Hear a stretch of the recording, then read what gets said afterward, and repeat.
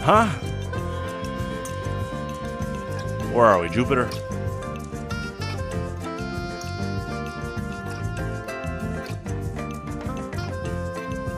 Oh, Earth, right. 7 continents, 7 seas, 7 rings in hand. Well, happy 20th anniversary to one of the greatest games ever made. This month, 20 years ago, was the start of my default username I've been using to this day, and I talk about influential, and I had to celebrate, and we are going to be playing a full 100% playthrough. I've actually never done a full 100% playthrough. I know about the game like all around, and the secret like Guerrilla stuff to unlock the 100% ending.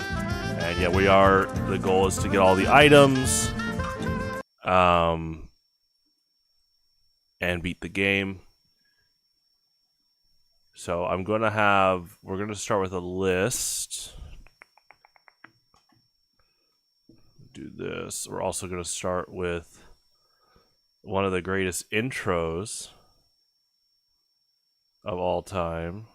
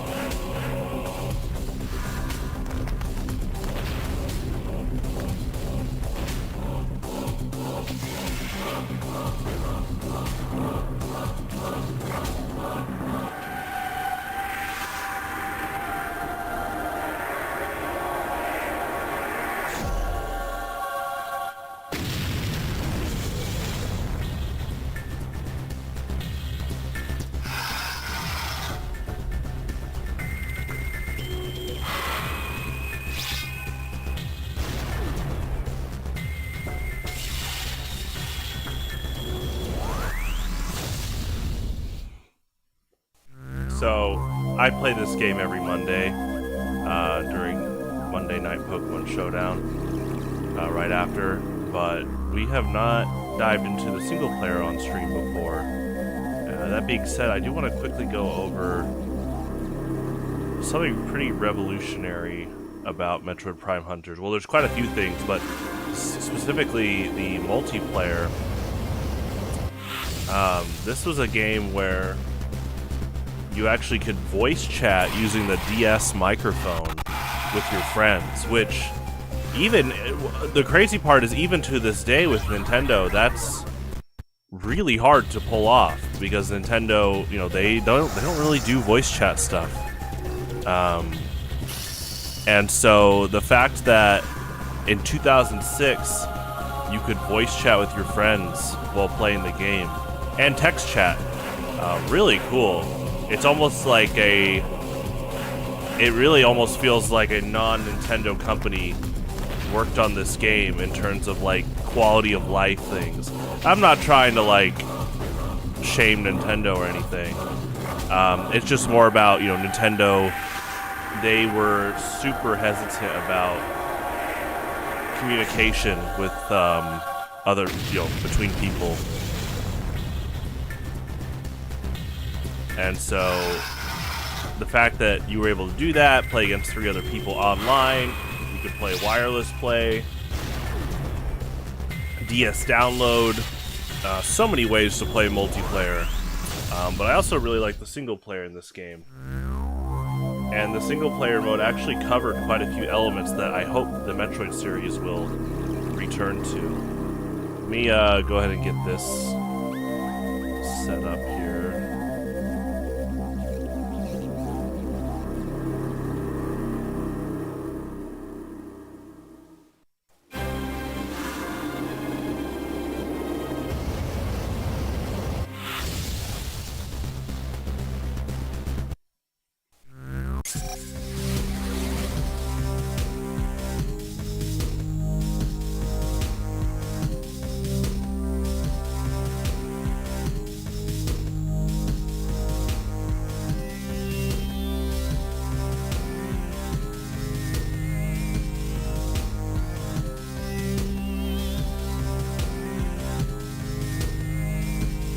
Okay, I just had to get my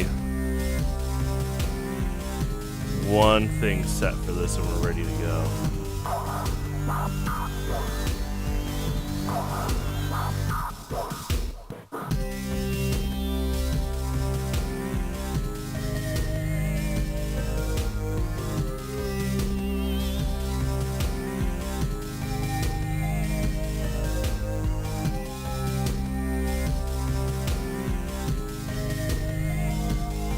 Okay, so for 100%, we are going to...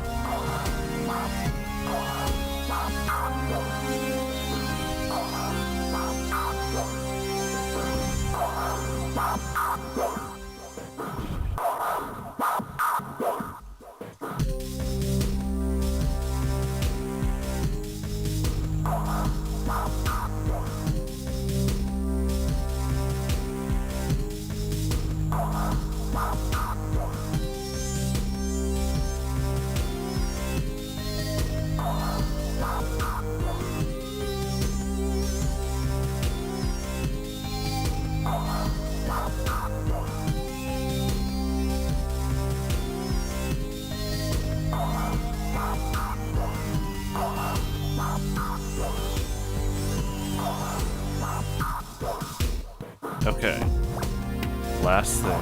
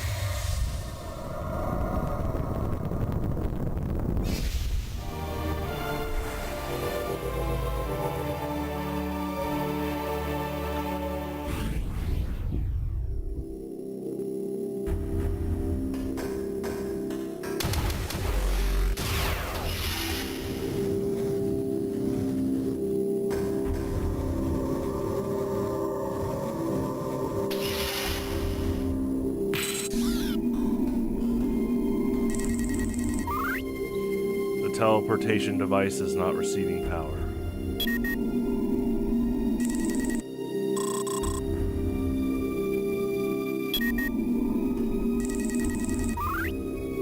Alembic Prophecy 1. It is written that the alembic power shall materialize when 6 frequencies shimmer in the divine spectral sequence.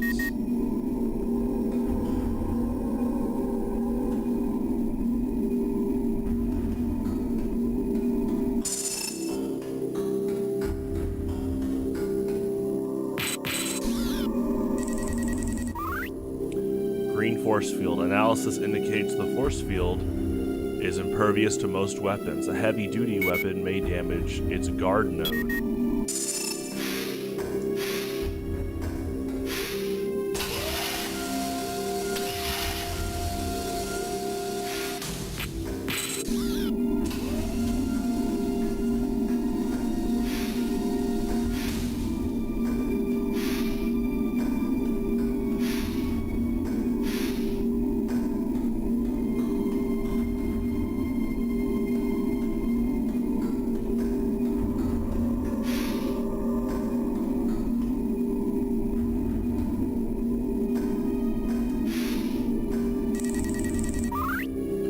Hunter gunship. Hunter class gunship registered to Samus Aran. Return to the ship to save your progress and to recover your energy. Celestial Archives. This space station in orbit directly above Alanos is the primary repository of the combined knowledge of Olympic scholars, scientists, and historians.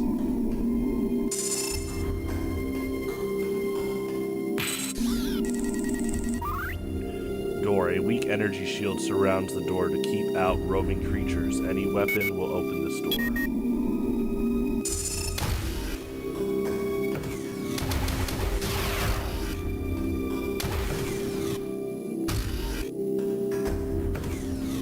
Man, I talked about how much I loved like Half-Life and Deus Ex aesthetics, BioShock 1 and 2. I mean, definitely for this game too. This is a 2006 game, but because it was on the DS, it kind of was one of the last games to have that Half-Life 1 Deus Ex aesthetic to it. And I mean that in the best way possible. It's really cool.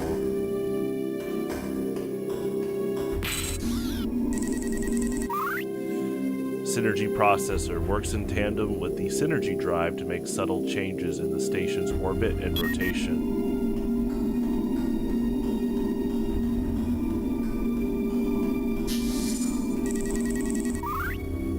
Synergy drive. This device maintains the orbit and rotation of the space station. Operation appears normal.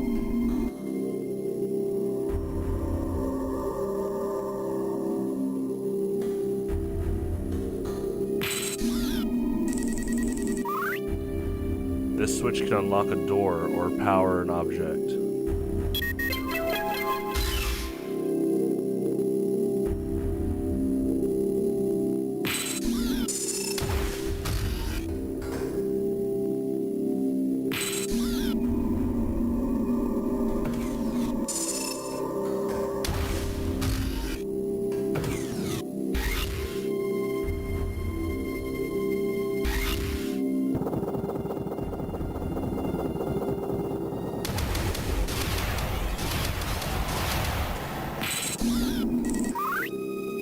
Psycho Bit version 1.0, a levitating spherical sentry droid equipped with 360-degree sensors and a low-level teleportation device.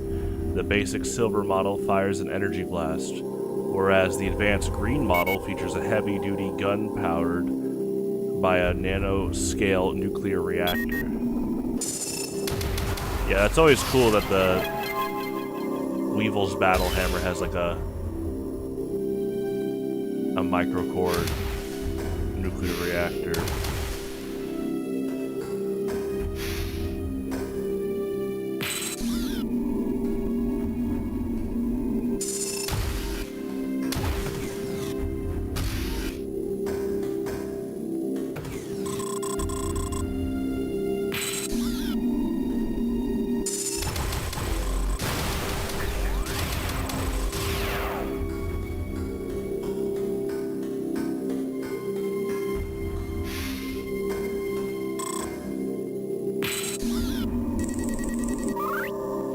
Navigational chart. Holographic directory of the Tetra Galaxy.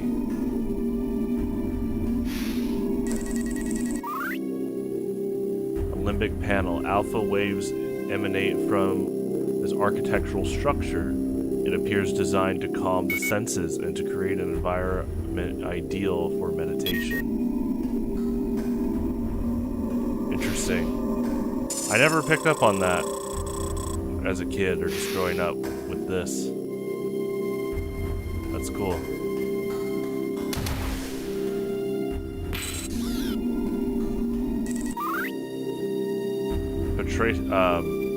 Petrasil, harmless from a distance, this airborne creature secretes a corrosive toxin that can burn through all but the toughest materials on contact.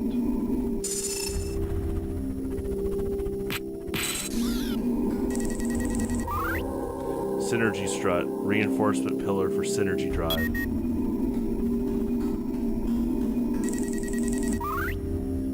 Tetra trade map.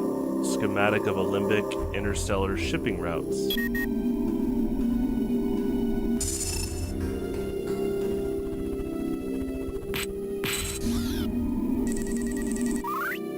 Brown blast shield. Analysis indicates the blast shield is impervious to most weapons. A missile may damage it.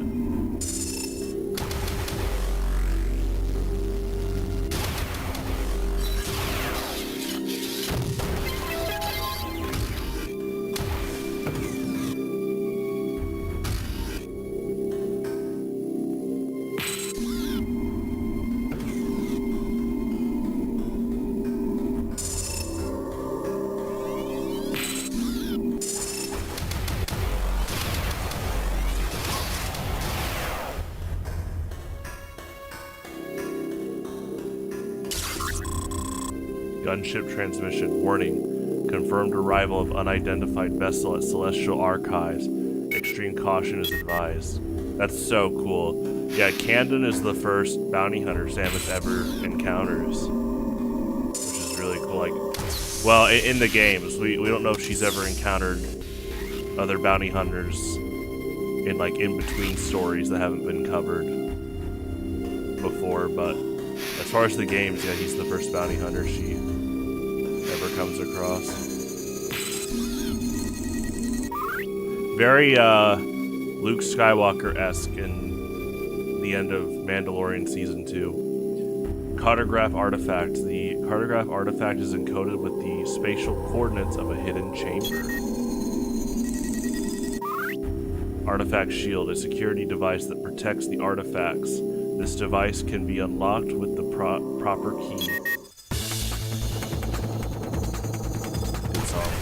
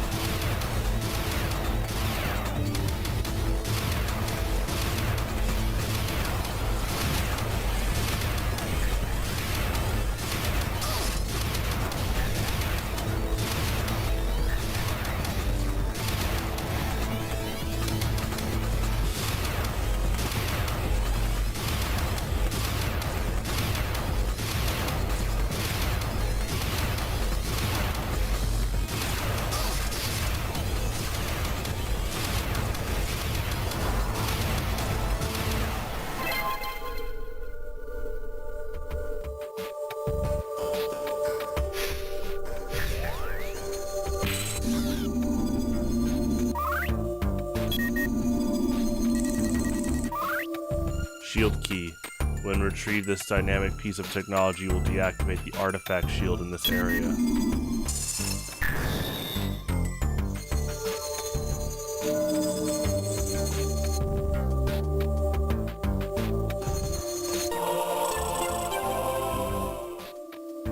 Artifact discovered. You retrieved an Olympic artifact.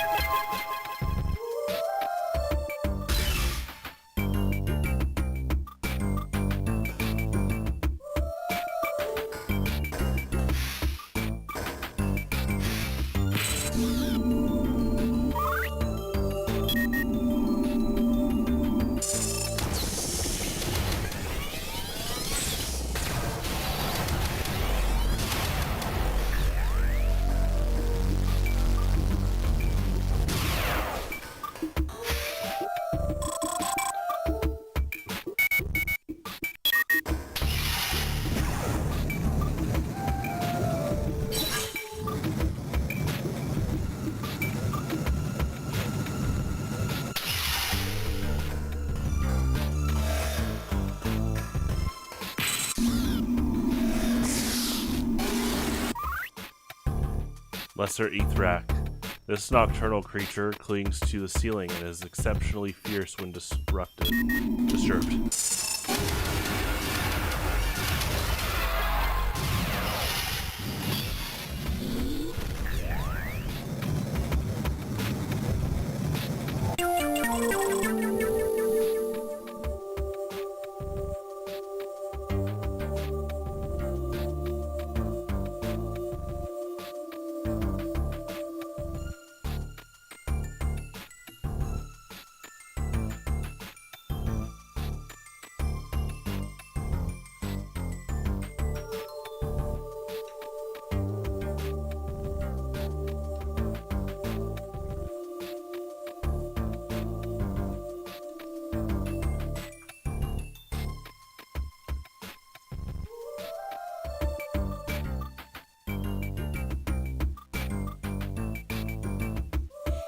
Energy tank found.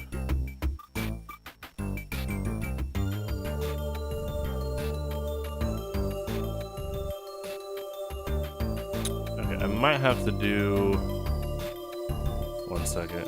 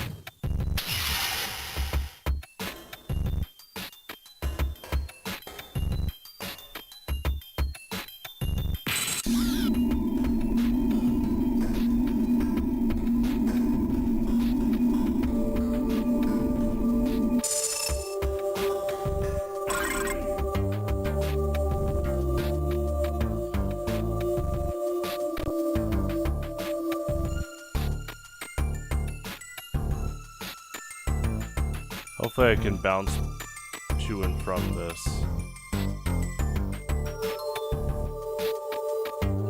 It's just my controls thing whenever I update the scoreboard.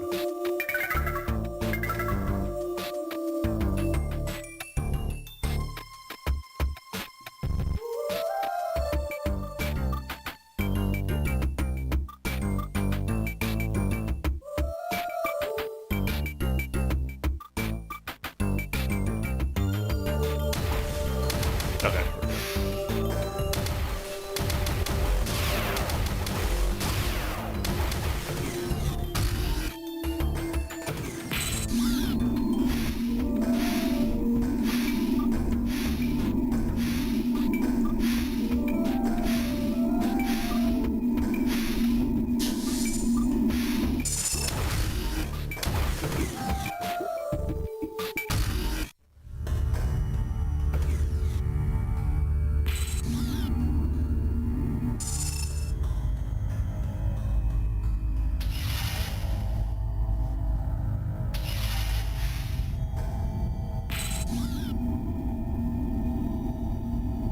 That sound effect's so cool. I never knew that even was a sound effect. I would always just kind of blitz by. But yeah, that sound of the missile expansion floating. Nice.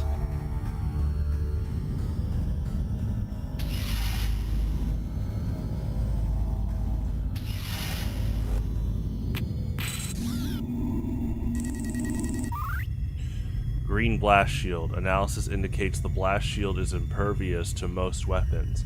A heavy-duty weapon may damage it.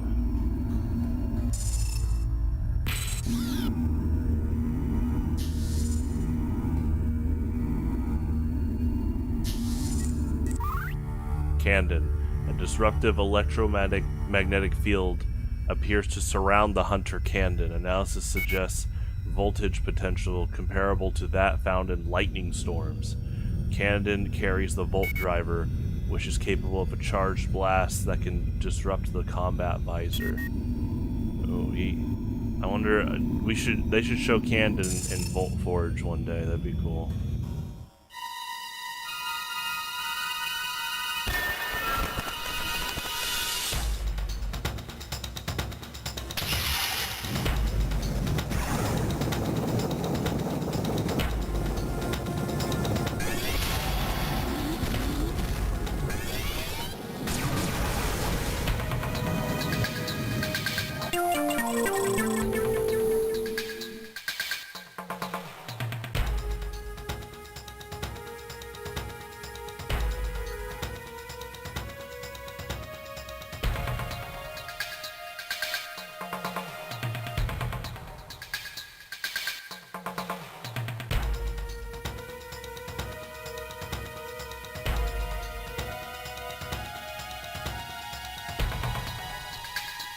Yeah, okay, so every time I update my scoreboard, it kind of...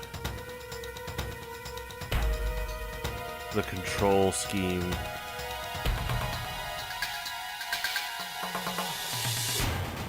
doesn't let me left click.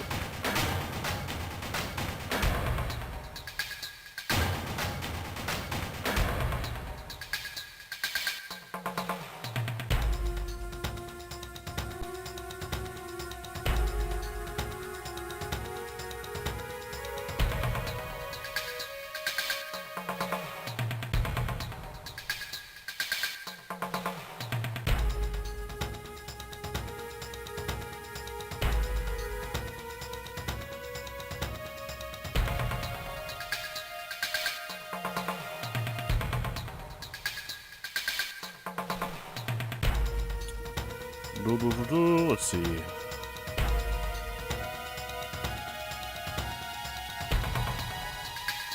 I might do... I'm gonna update it every time I leave the planet, so I'll just keep mental track. Or the location.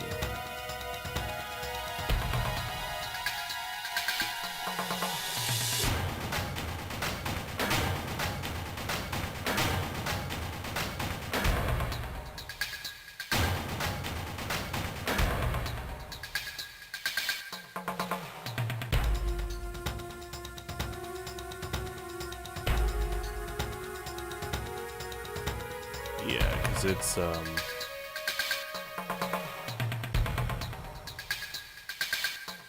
it's going on and off when I launch it. This is a controls thing. Hold on.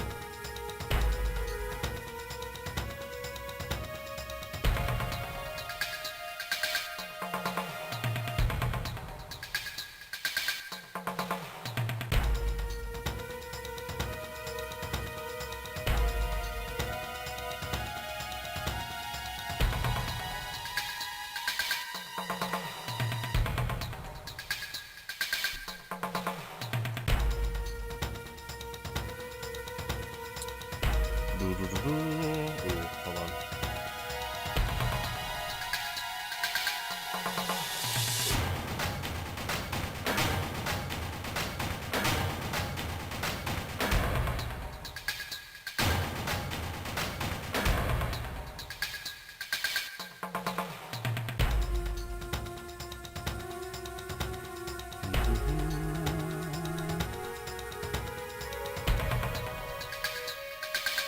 Yeah, so I'll need to...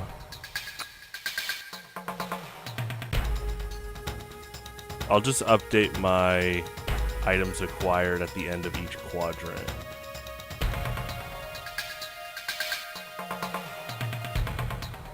So let me do this.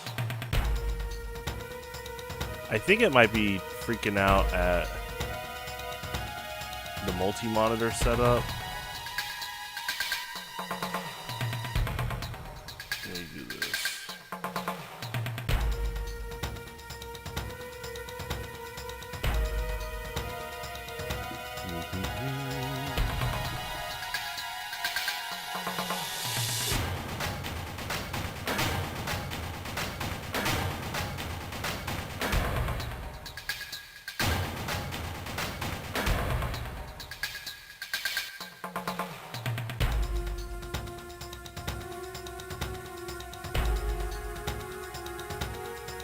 Yeah, it's kind of locked out.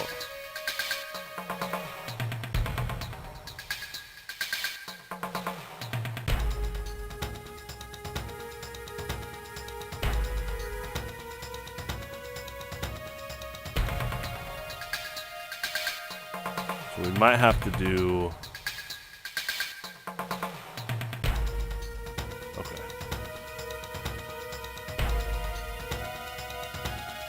I will just... Okay, so I'm going to get this reset, but what we'll do is I will just update my items per playthrough. So then the next time I play, the bottom will be updated. So this is mainly just a Yeah, it's like a setup thing. With it's been doing this for the past few months. It's kind of finicky with the controls at times. This is an external program. So let me do this.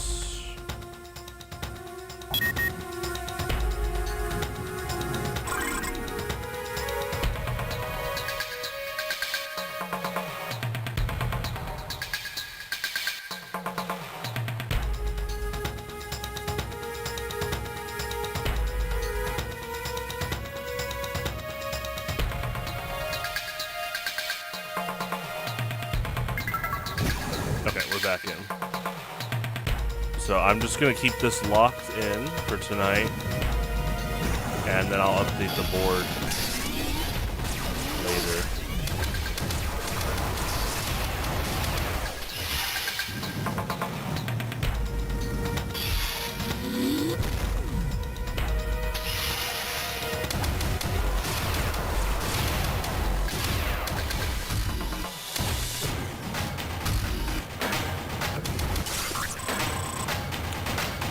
Pilot of docked ship identified as Bounty Hunter Camden. Your warp signature was traced. Assume hostile intent.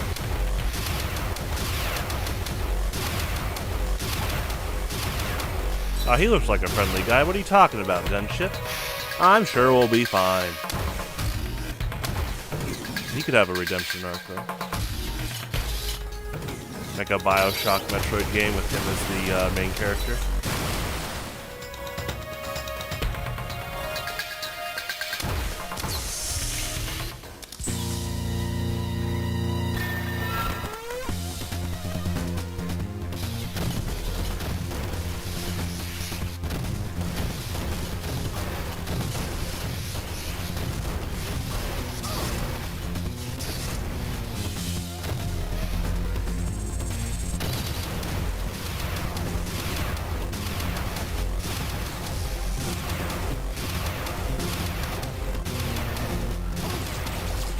My vision is scrambled. Okay, so for I say it almost every Monday, but this version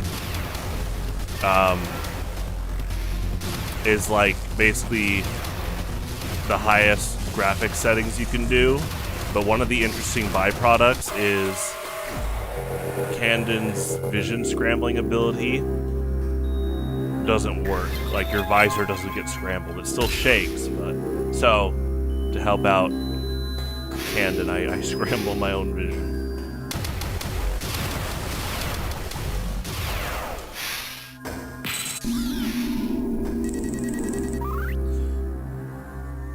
Anthropological hub.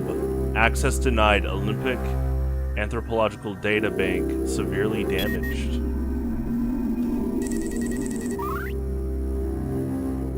Political hub. Access denied. Olympic political data bank severely damaged.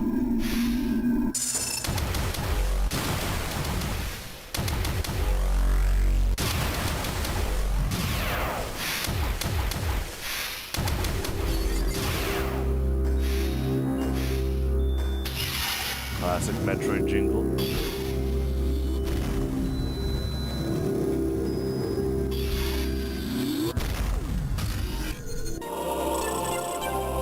Artifact discovered.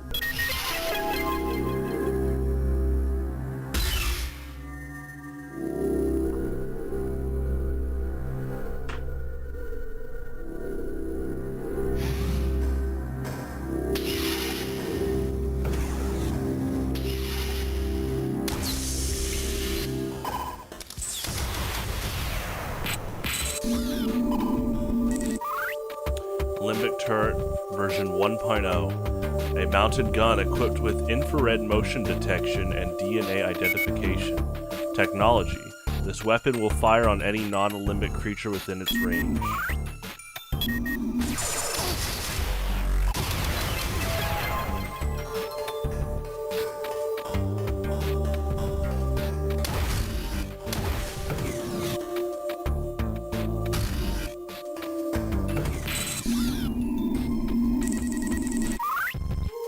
Ship deck portal activated. Portal. Teleportation device online. Step into the portal to warp to another location.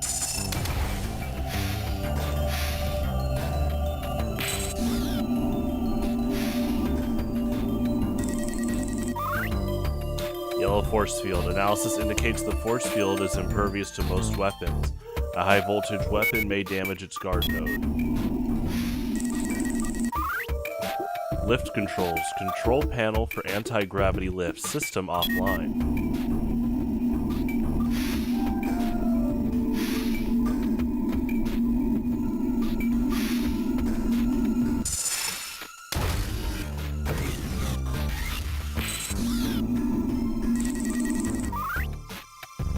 Any power conduit. This projectile sensitivity switch is used to transfer energy into this room. NW power conduit. This projectile sensitive switch is used to transfer energy into this room. Energy into this room. That's a pretty good battery. Sealed door. Analysis indicates the door is remotely locked. Something nearby may unlock it.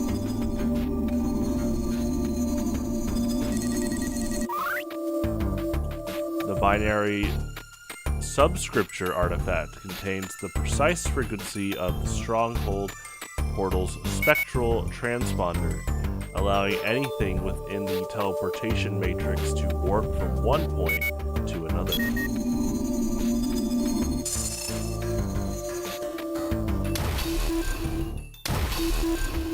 Such a good sound effect.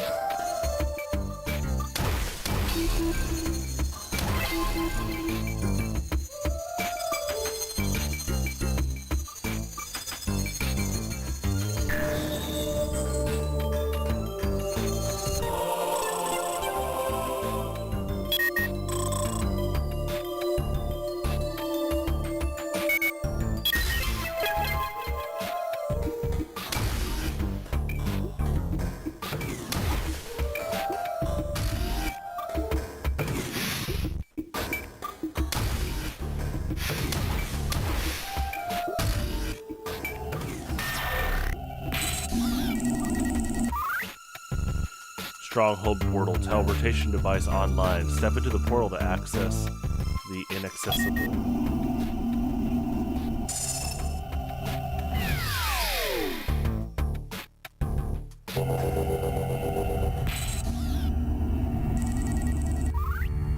Stronghold void. This hidden room, accessible only by extraordinary means, houses our most sacred relics. It is guarded by our most formidable cybernetic security systems. Only by activating a portal controlled by a trio of artifacts can one gain access to this secret location. Yeah, this really is... I really like that the DS was basically one more console's worth of N64, PS1, Dreamcast, or Sega Saturn-like aesthetics. This is great. I mean, there's a reason why there's social media accounts dedicated to just capturing the aesthetics of stuff like this.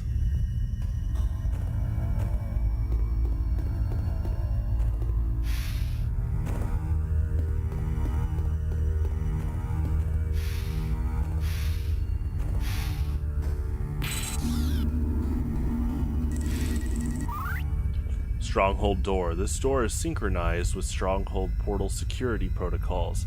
Status minimal shielding.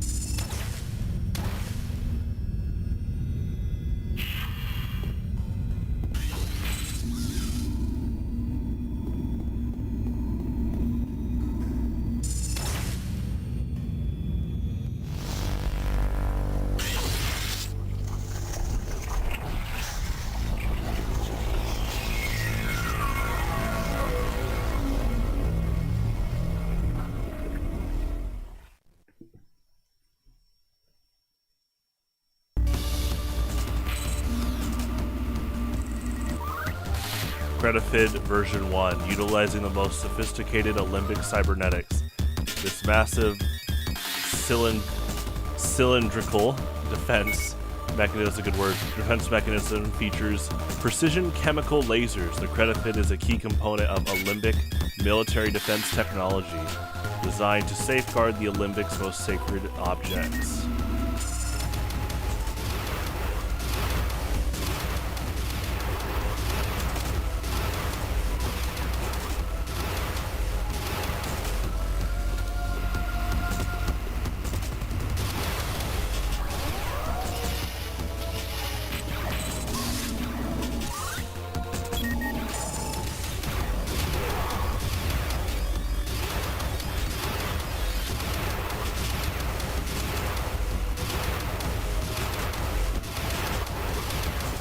been a while since I've heard this song. It's really good.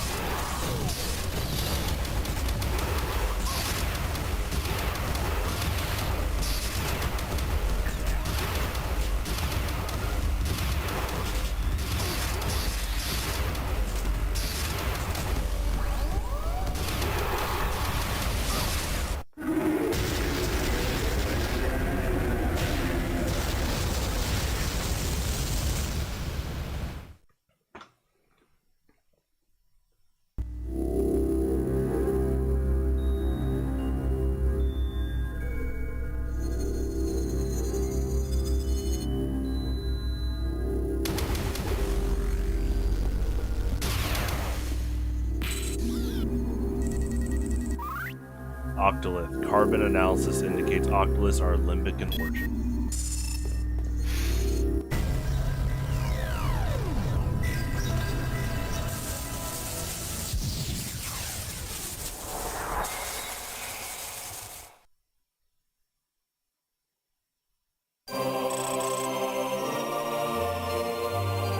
Octolith acquired. You obtained an octolith. Gunship transmission. Octoliths may be the key to the ultimate power alluded to in the telepathic message. I do like how much your gunship is kind of like Adam before, you know, AI copy Adam is a character. He already was a character by now in the history of Metroid, but not in the timeline. This is the third game in the timeline. Gunship transmission. Security protocol initiated. Evacuate immediately.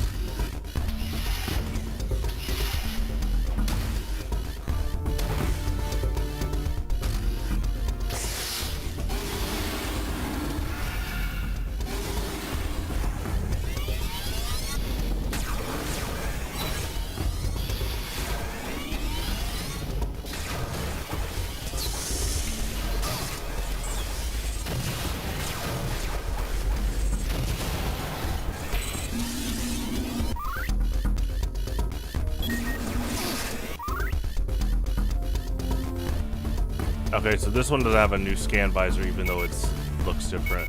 No, well, it says green model. Okay, I already got it. Okay, yeah. A levitating spherical sentry door. Yeah, okay, because these are the battle hammer ones. Right. For a second, I was like, wait, is this another one that's new?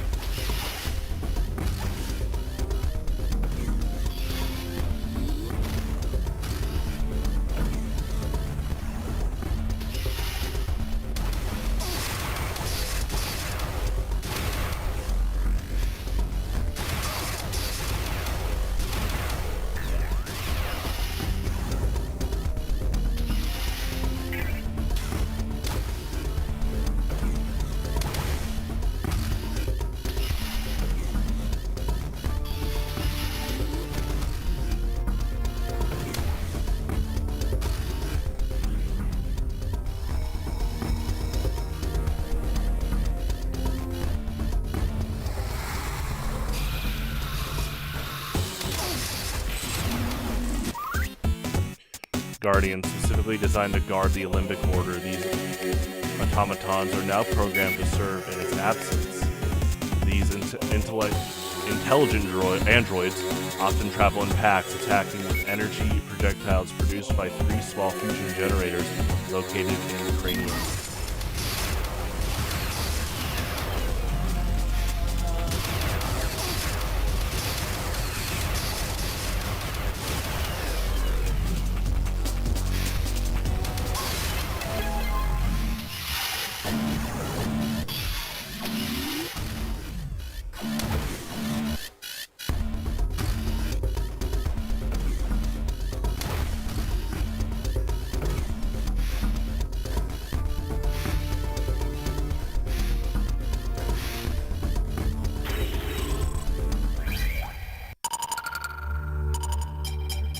I love the way you save in this game. It looks and sounds so cool.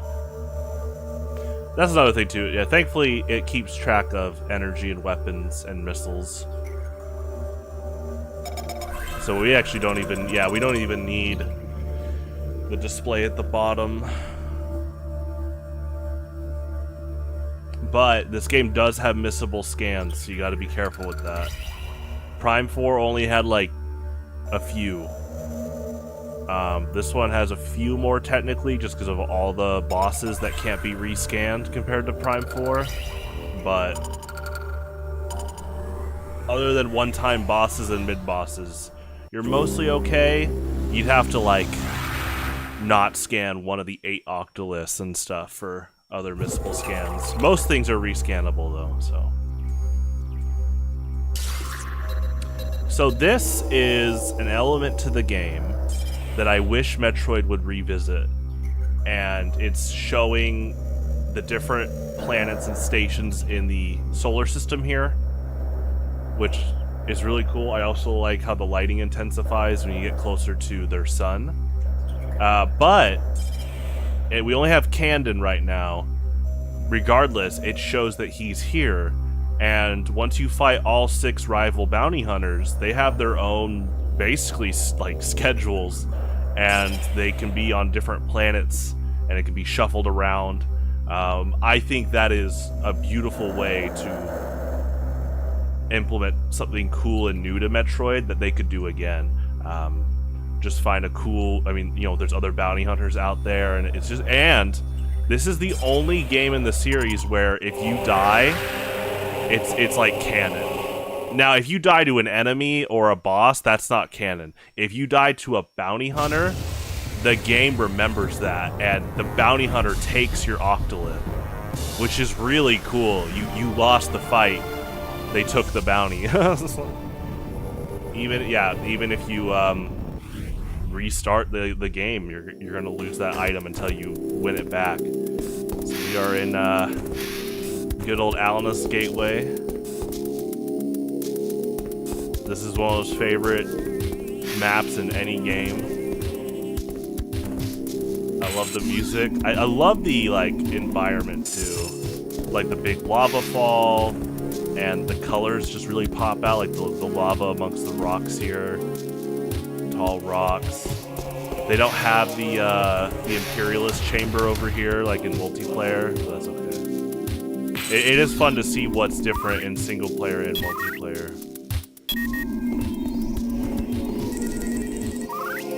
Alanos.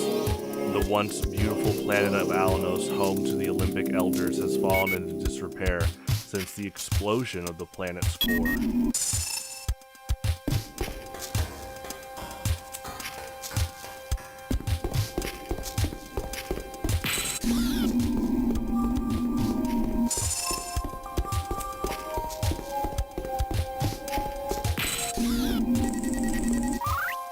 Magma station, sensors operating at 79%, lava levels stable.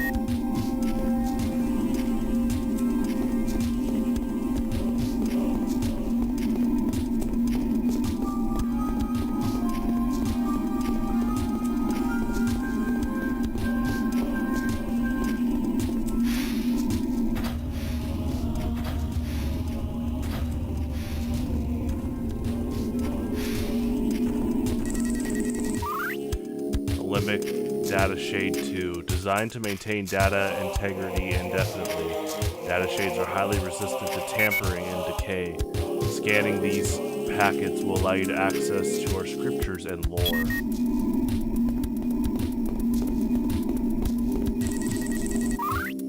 Olympic Data Shade 1, data shades are packets of telepathic data scattered throughout the Tetra Galaxy. They can be accessed by most galactic standard scan systems.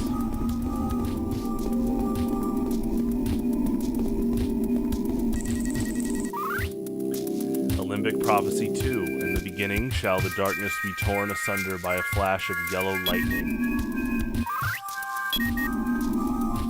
I will say, you know, again, this game came out 20 years ago, and really soon after, as a kid playing this at night in my bed, yeah, let's just say turning on the scan visor and seeing these definitely creeped me out. Obviously in a cool way. Like, this is like that cool kind of horror. Now I obviously know about these guys a lot more, but back then, imagine turning on your scan visor late at night and you see this, and it's just like these, you know, kind of ghostly messages.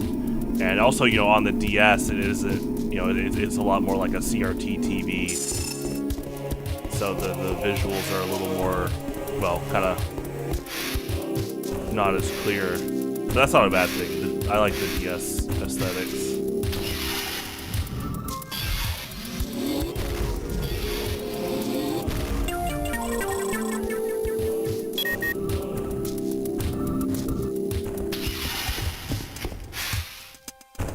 I love this song.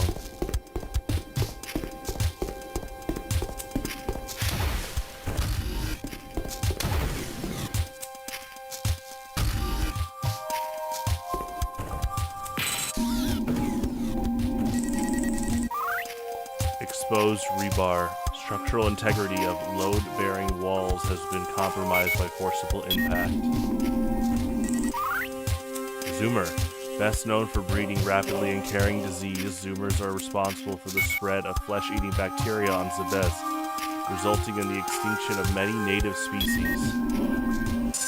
There is a theory that Zoomers actually started in the Olympic cluster and then migrated over to where Zebes is, and then because they're an invasive species, that's why the Chozo made... Another reason why the Chozo made Metroids. Obviously, there's the X-Parasite too, but it's really interesting. The Olympic cluster, it really reminds me of Termina and Zelda, where this is not Hyrule or, you know, the Bryn Star-like galaxy in Metroid. It's a completely different territory with obviously a lot of similarities. And both actually have both have kind of Lovecraftian horror elements to them, thanks to their main antagonists. And I would love for both locations to be revisited in their respective series.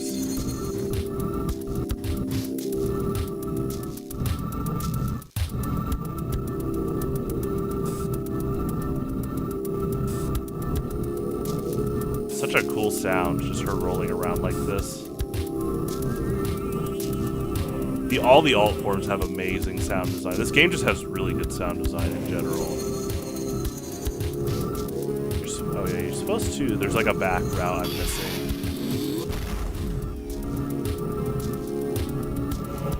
Here it is. Fun.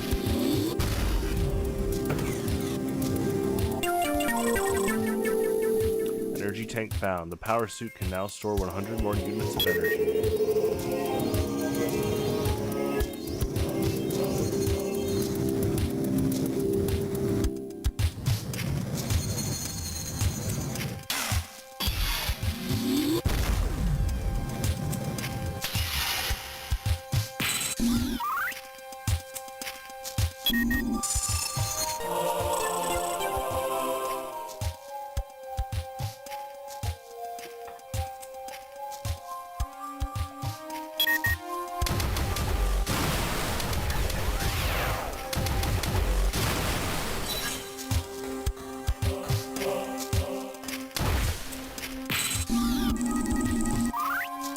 Analysis indicates the force field is remotely locked. Something nearby may be able to circumvent the lock.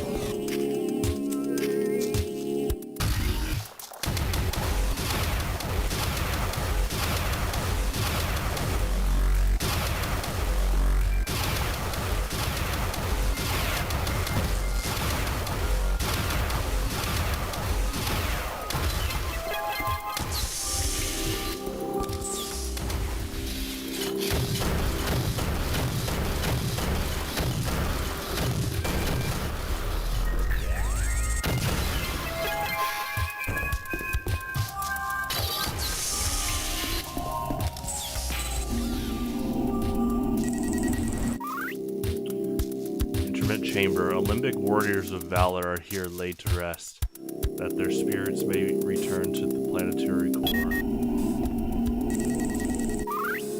Purple force field. Analysis indicates the force field is impervious to most weapons. A weapon that fires super-cooled plasma may damage its guard node.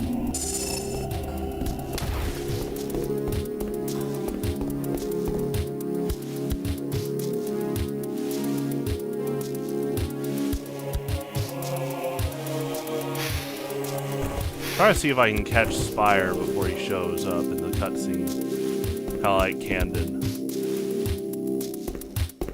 I don't know. I think he spawns in for the cutscene. You know what? He might be loaded in though. That's definitely like a boundary break thing you might be able to discover.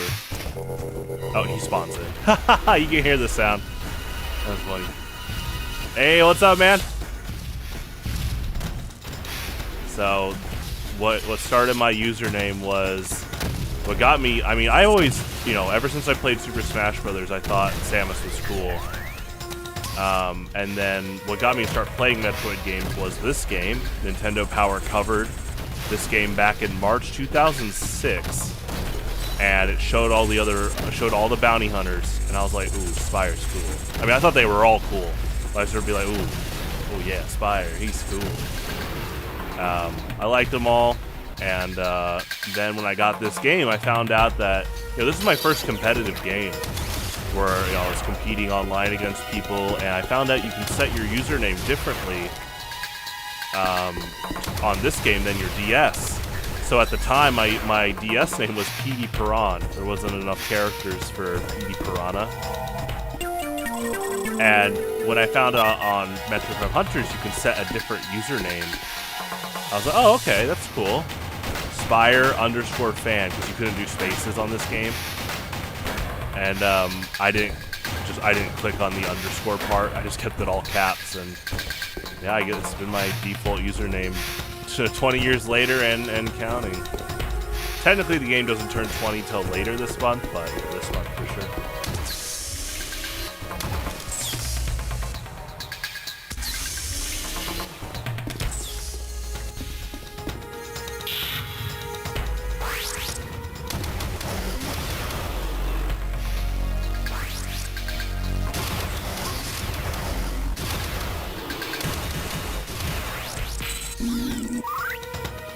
Voltron, a high-speed rolling robot in nearly constant motion, equipped with 2 large guns for attacking from a distance. It is equally efficient at close quarters combat.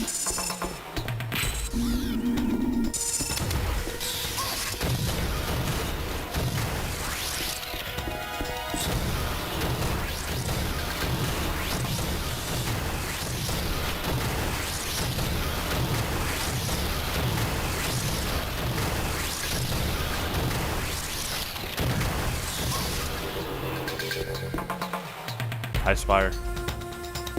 How are you? That's a cool angle. I love his orange, like his red eyes. Look at that. It looks so cool.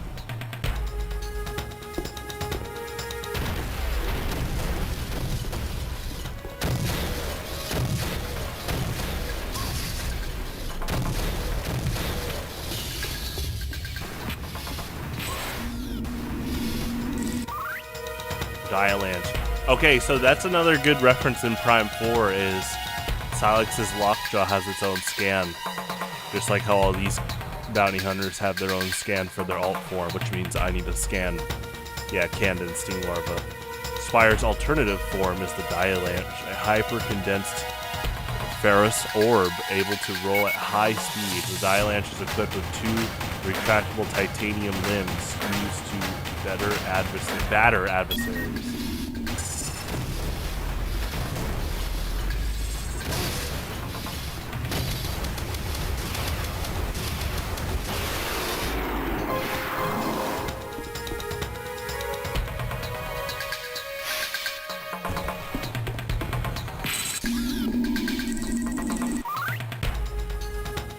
Atometer artifacts. The Atometer artifact contains schematics for atomic mapping, allowing a portal to disassemble the molecular structure of anything within the teleportation matrix.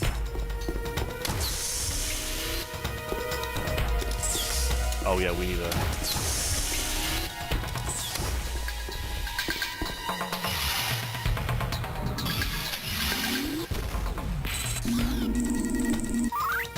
Shield key has been activated.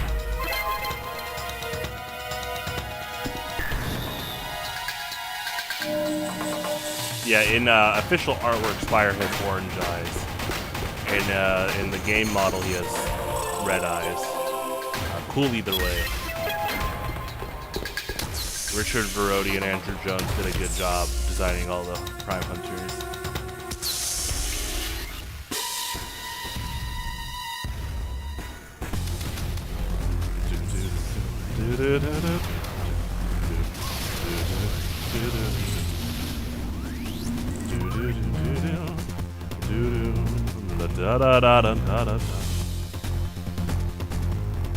Spire. Analysis of this creature's physiologically indicates the presence of molten ferrous compounds, normally found only in a planet's core. Spire is armed with the Magmal, a weapon that lobs cohesive bursts of superheated magma. And he's pretty dang cool. Well, they all are, yeah. Hey, what's up, man? It is Spire's 20th birthday this month, and all the other Prime Hunters.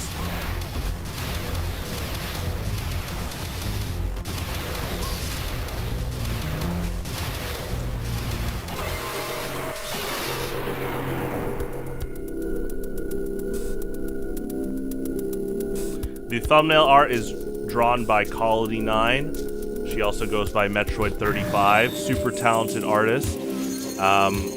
She's kind of been off the grid for a while, but if she ever comes back online, I think she's been really busy with school and work. I'm gonna ask if she still has a store page, because I've had multiple people ask about actually this thumbnail alone, that they want like prints of it. She actually made me a playmat of this thumbnail a while back, and it's awesome. I know other people want that print, so I'll have to let her know. See if I can get her store page in the description whenever she comes back, if she still has it active.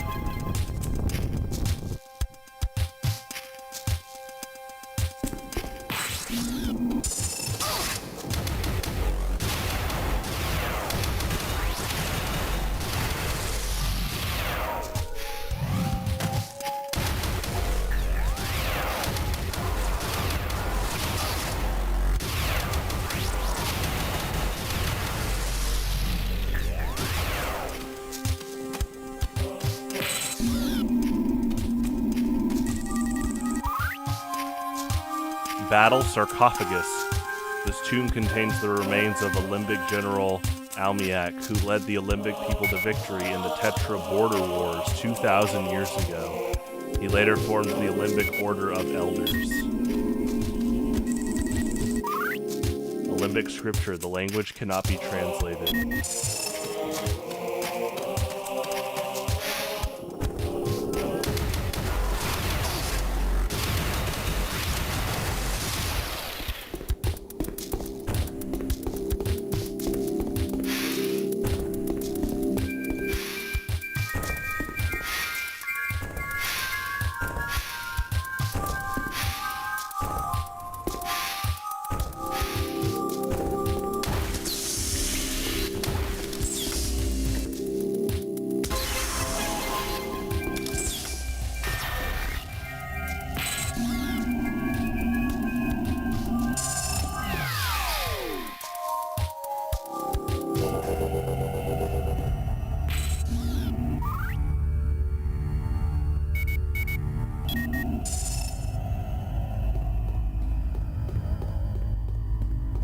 I mean, honestly, to be fair, even before Guerrilla was sealed in this solar system, it's already pretty Lovecraftian horror-like. Kind of like how Majora's Mask already is elements of that, even without Skull Kid's influence.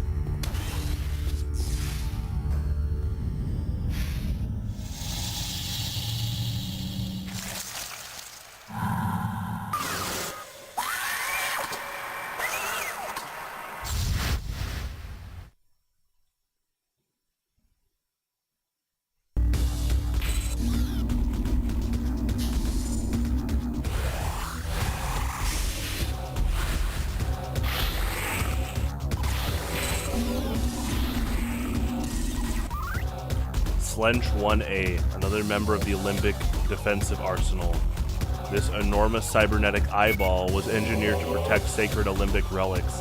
The Slench attaches itself to the biodefense chamber with 3 synapses which transfer power to energy blasters. Its primary weapons are the green venom torpedo and the deuterium lasers. Energy blaster. Turrets on the walls of the chamber fire blasts of plasma generated by the Slench. You can't refight this boss again, so this is just important to check. Make sure you don't have any missable scan logs.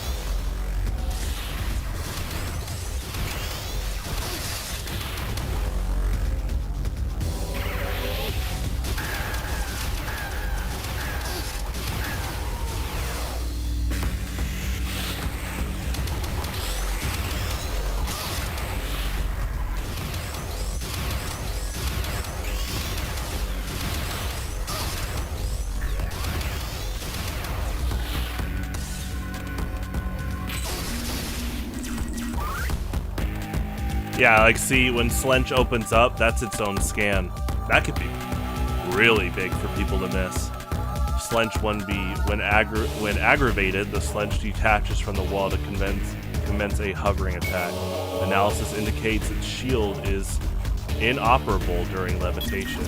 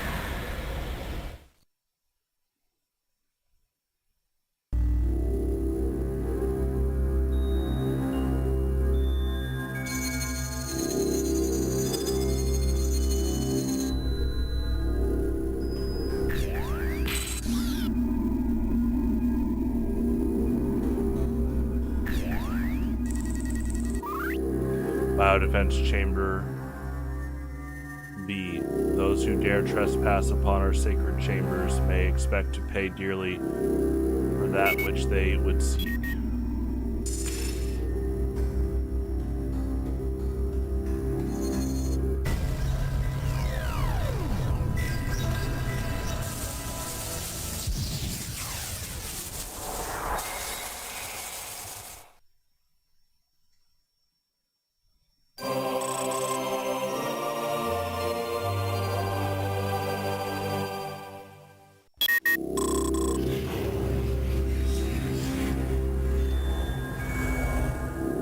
Cannon holds the power. I love Guria's voice. Again, Lovecraftian horror base. It's so cool. Mess with the abyss and it can mess back. Ooh, it's calling. There we go.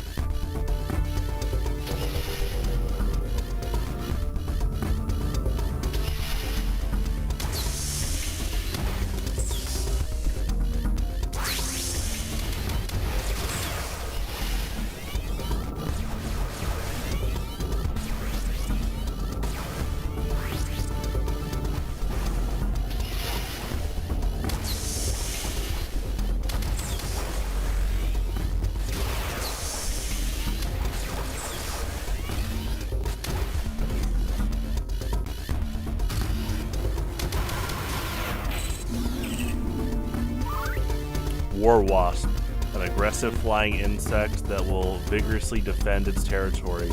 The royal jelly of the War Wasp Queen is so highly valued that hives continue to be harvested on Aether in spite of a shocking death toll. I didn't know they mentioned Aether in this game. That's cool.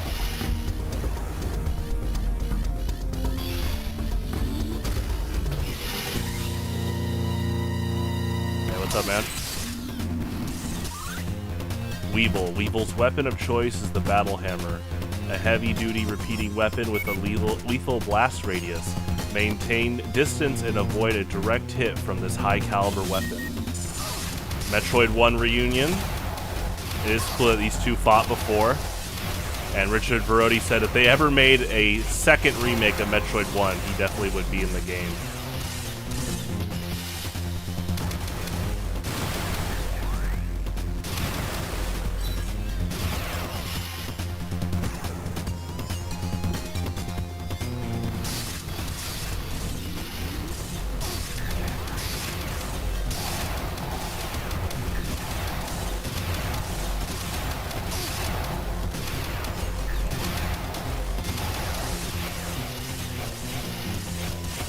That is a habit, going into Alt 4 when they do, from multiplayer. Half turret, cybernetic enhancements allow Weevil's body to detach from its mechanical lower half and convert into the half turret alt form. The arms provide locomotion for the upper body, while the legs are equipped with powerful projectile weaponry.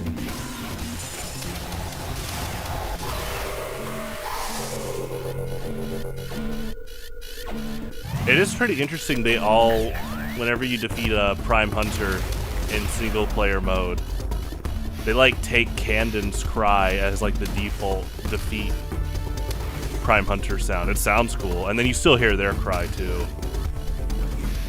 Or like defeated cry.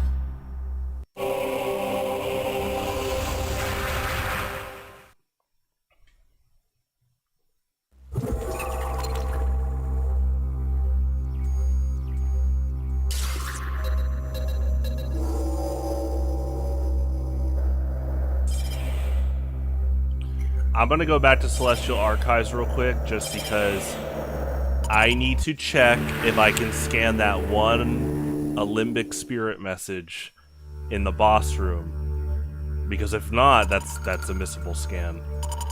Luckily, we can teleport right to the boss room.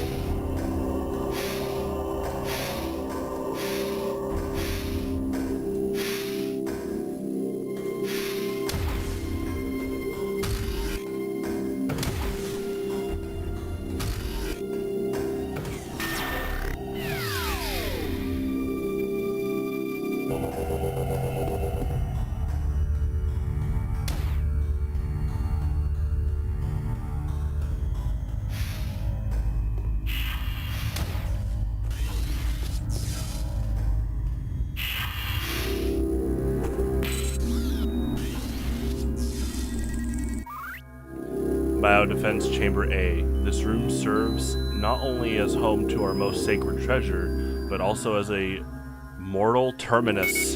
For those who would trespass. Mortal terminus, that's such a good term.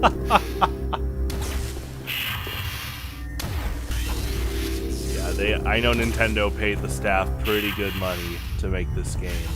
This is an example of Nintendo really wanted to show the tech on the DS. Metroid was in its golden era, and so they told Nintendo Software Technology, hey, do your best, go crazy. And they did a pretty dang good job, to say the least.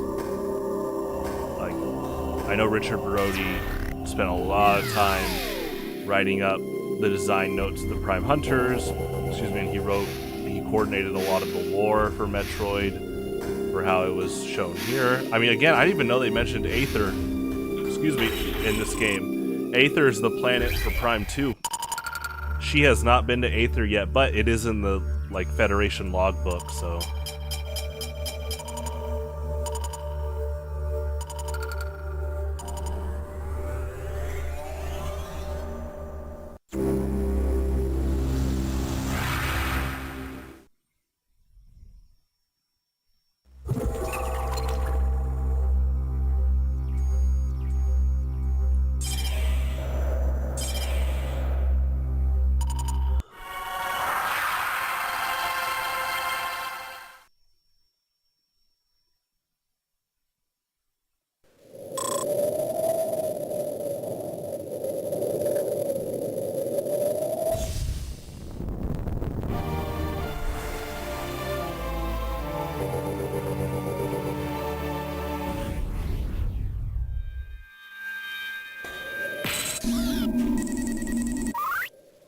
Arctera, the outermost planet, is in the Alembic cluster.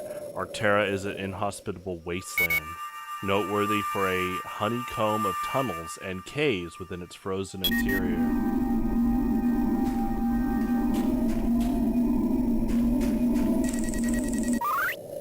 Alembic Prophecy 4, with a voice of thunder shall the green wood burst into an orange blaze.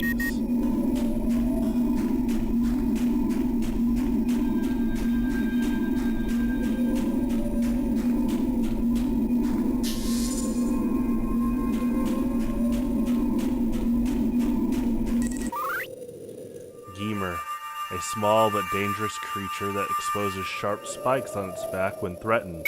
This scavenger is known to forage through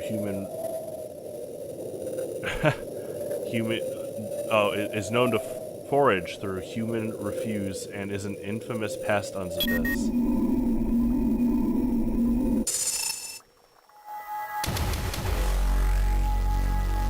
Think. Yeah, missile them. I wonder if you can morph ball bomb them.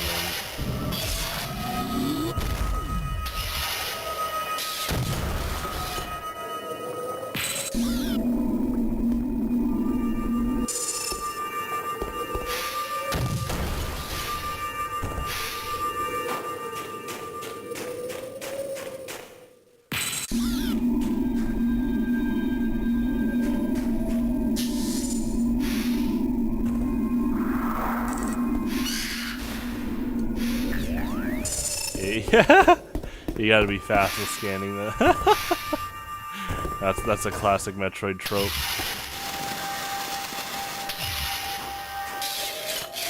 I remember this. This has yellow health in multiplayer, but they put a bar here. So interesting.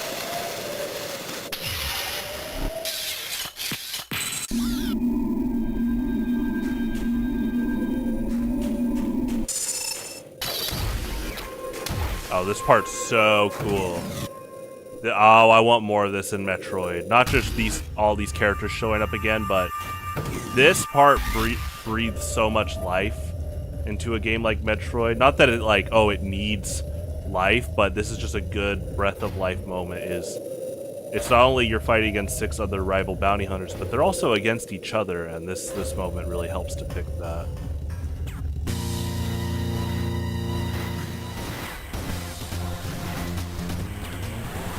So cool. You encounter them fighting each other, and then they're gonna go after you too. Noxus. Analysis indicates that the skin of this hunter has extraordinary insulating properties. Noxus's weapon is the Judicator, capable of a charged shot that can freeze an opponent in its tracks.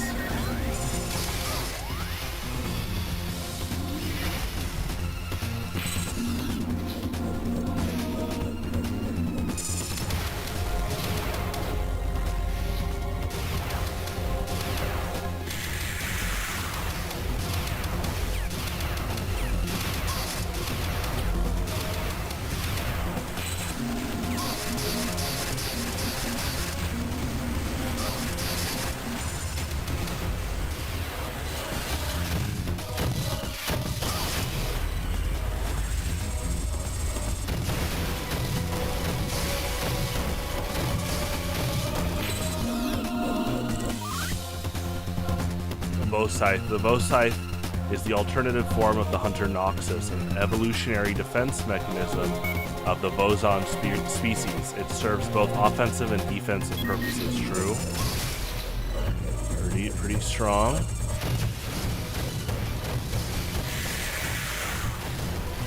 I forgot Trace does that shriek right before he bombards with Imperialist snipes. It's really cool.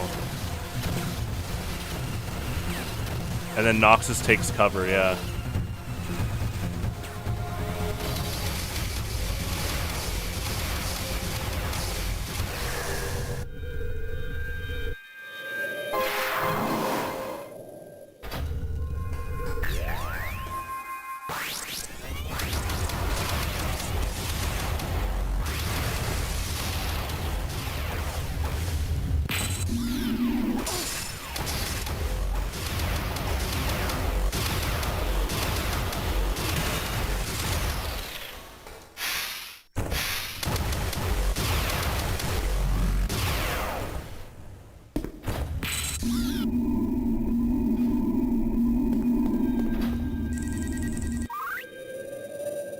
Proxy lock 4. Proxy lock 4 of 6 deactivated. Proxy lock 3. Proxy lock 3 of 6 deactivated.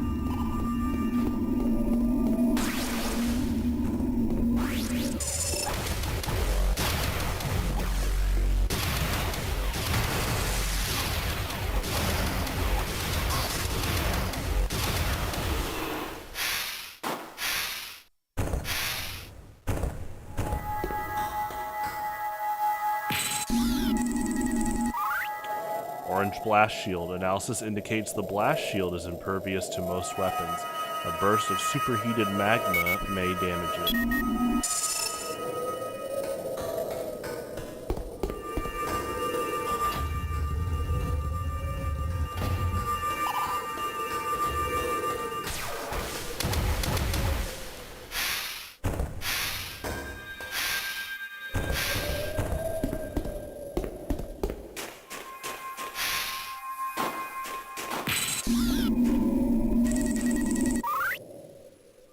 Analysis in purple blast shield. Analysis indicates the blast shield is impervious to most weapons. A weapon that fires supercooled plasma may damage it.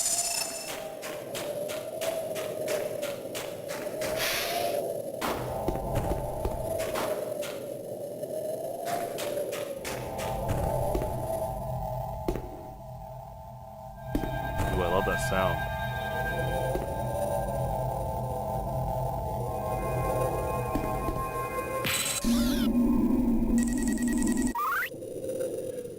Proxy lock 2. Proxy lock 2 of 6 deactivated.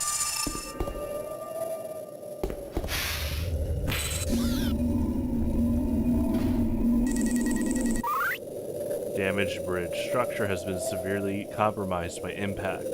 Decay indicates the damage occurred several hundred solar cycles ago.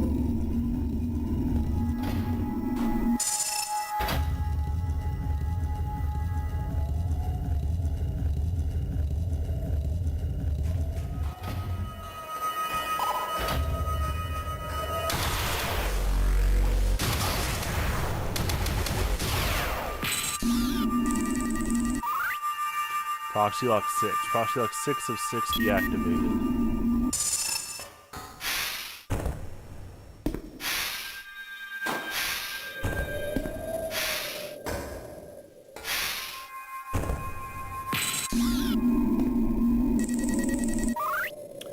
Olympic emblem. This emblem commemorates fallen Olympic heroes.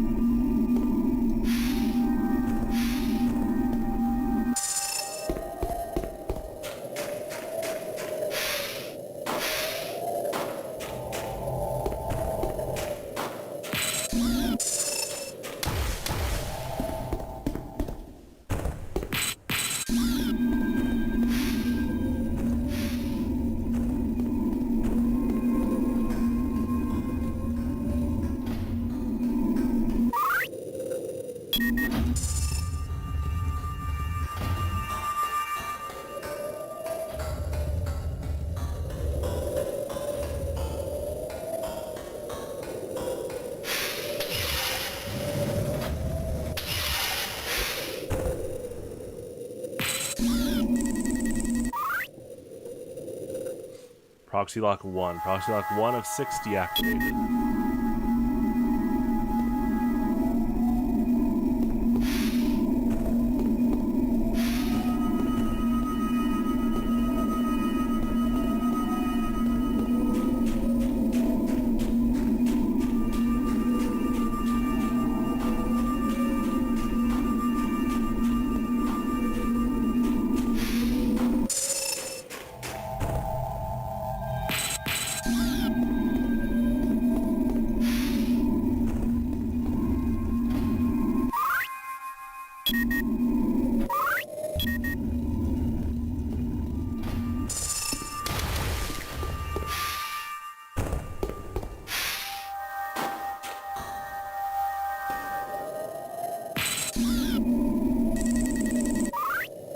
Proxy lock 5 of 6 deactivated.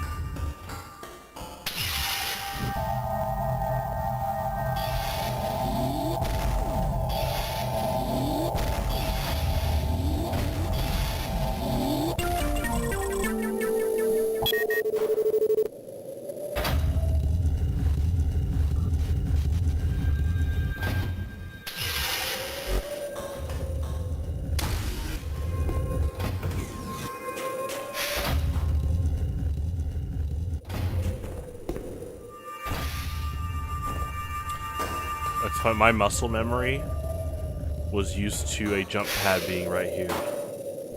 And then multiplayer, that's so funny.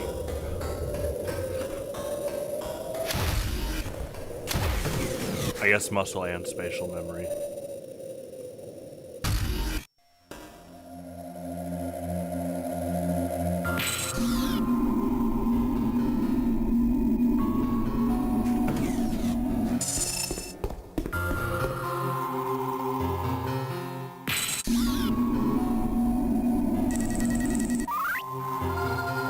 Pride 1. We continued research to improve our defense systems. Eventually, we became so proficient in the art of war that we believed ourselves invincible.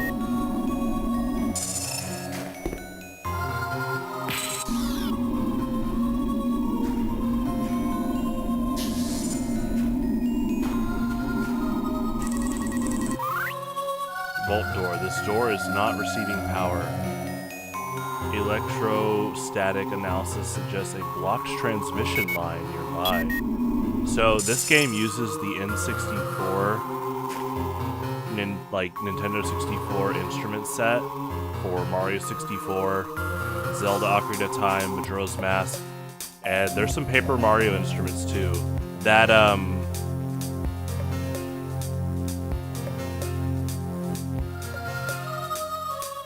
the upper jingle is definitely a Paper Mario sound they use for like the ice levels as well, which is really cool.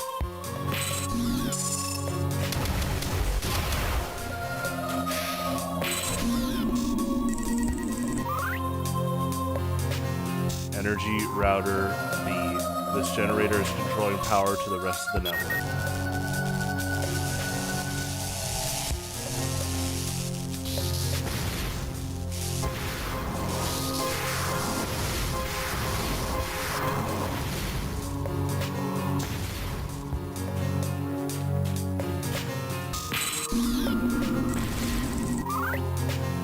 Router A, power has been partially restored to the circuit. Energy router C. Energy router D. Energy router Q. Oh, E. McDonald's. Oh, energy router F.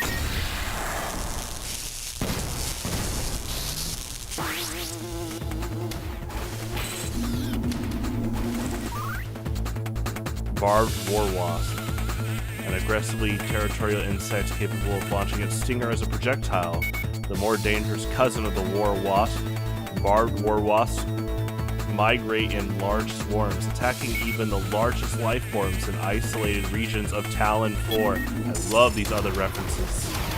Man, this game turned Metroid's lake of a universe into an ocean. And it does a good job naturally calling back to other games.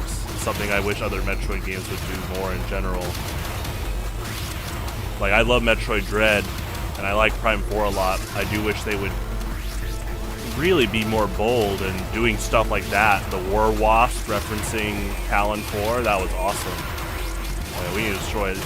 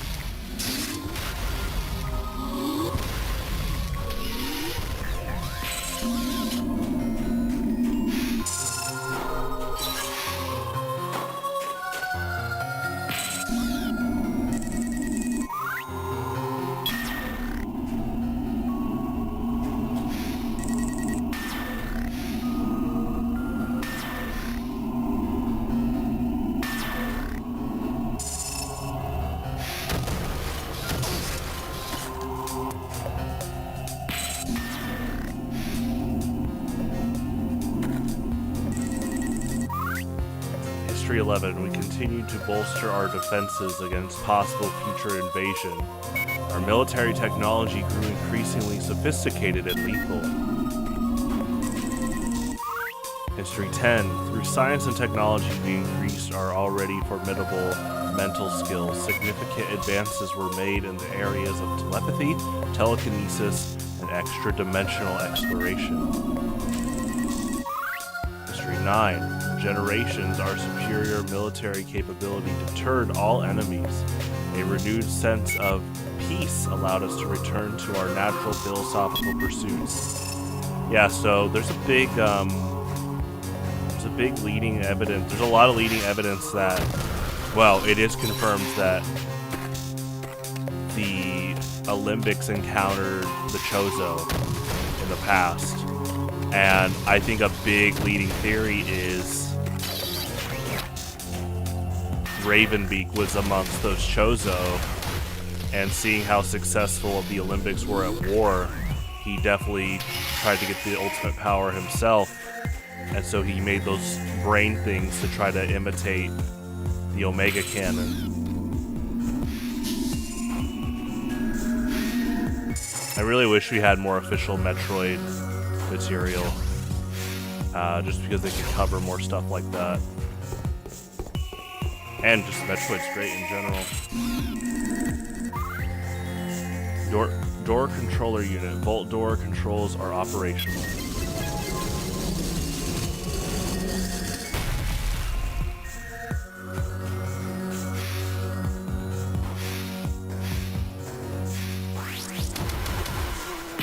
Yeah, Ice War Wasps. Blue Barbed War Wasp, a mutated form of the Red Barbed War Wasp.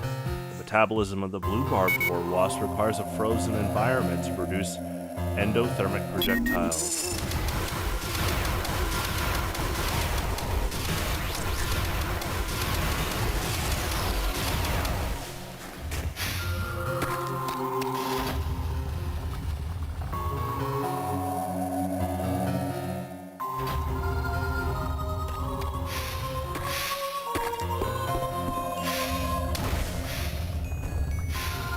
Another missable scan are the weapons. If you don't scan them now, you'll never be able to do it after you get it. Adjudicator. The Adjudicator is powered by cold fusion synthesis and fires supercooled plasma at temperatures approaching absolute zero.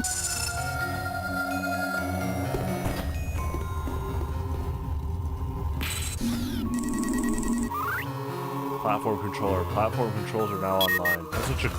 That is such a cool switch.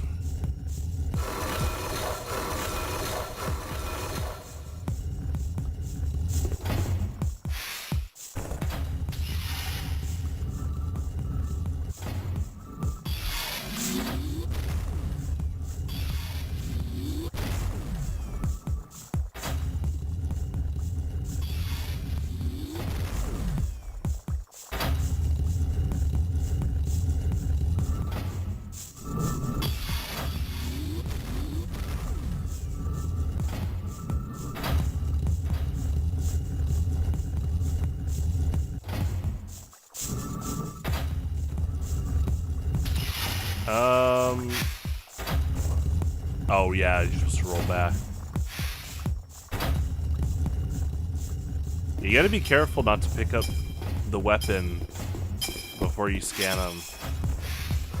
I wonder how many people couldn't get 100% because they didn't do that. I also wonder if you can missile jump. Not really.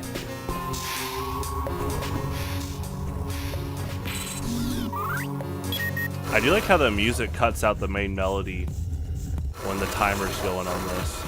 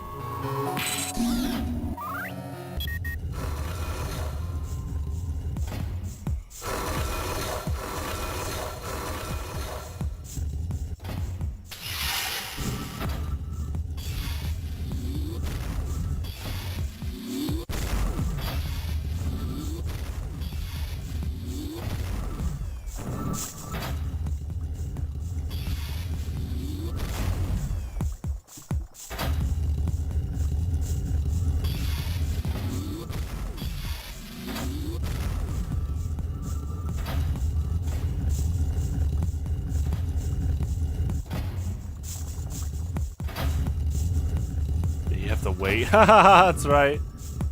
The power of just waiting with a timer. Super cool. You've obtained Judicator. Powered by cold fusion synthesis, this weapon fires super cooled plasma. So I wonder if you get the scan no matter what, because that's the scan right there.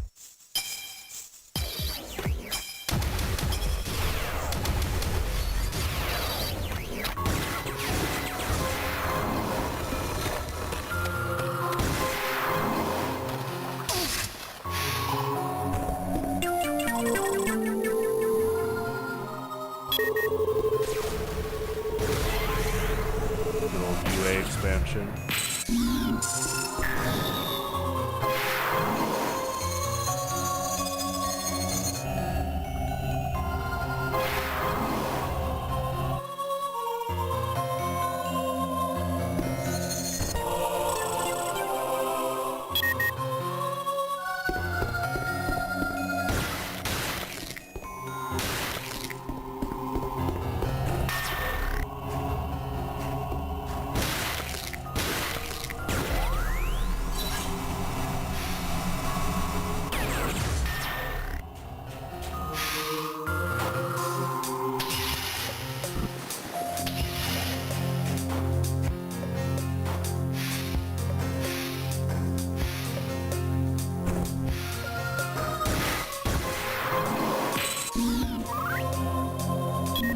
Yeah, so when you get the item, it gives you the scan. That's cool.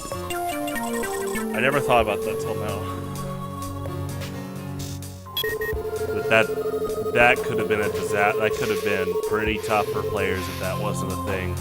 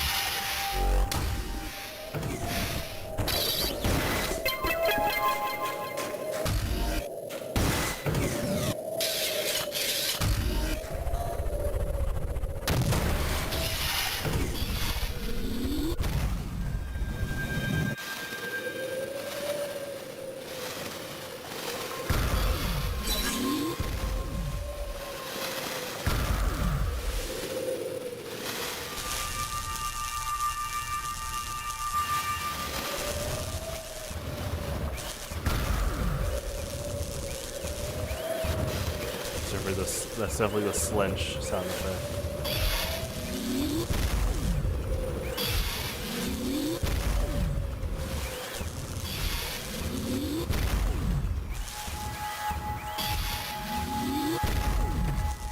You're supposed to double morph ball bomb jump this, right? That was fun.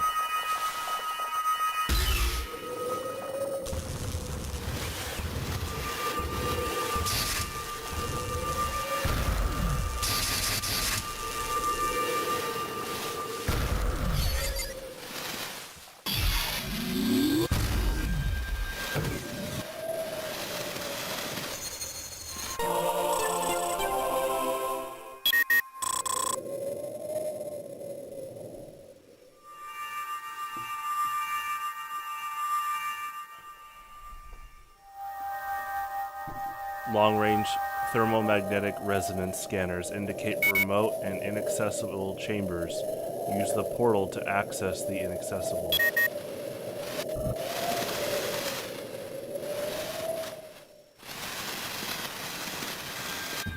I love the sound of like rolling through the snow. That's cool.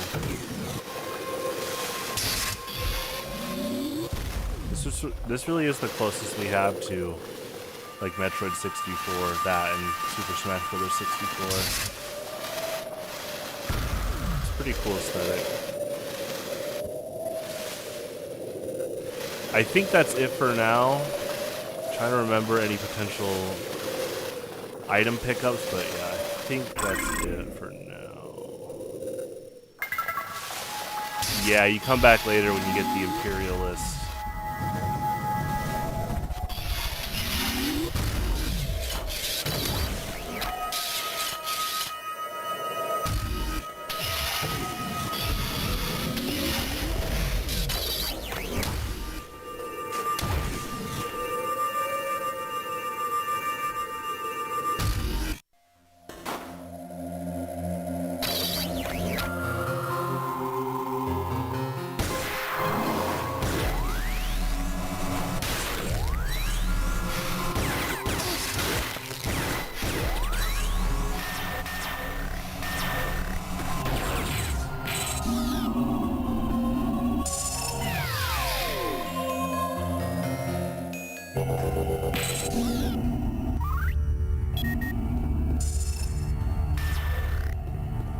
I love the different symbols and versions of each of these rooms depending on what part of the solar system you're in.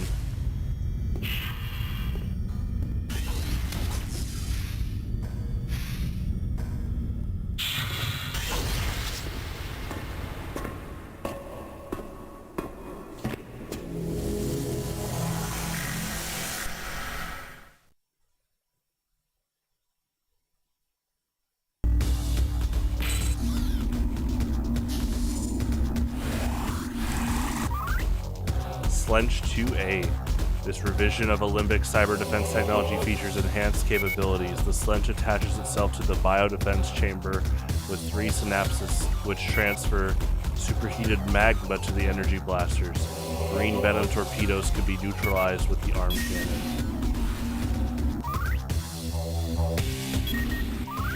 Okay. So that's just for Slench or credit rooms in general.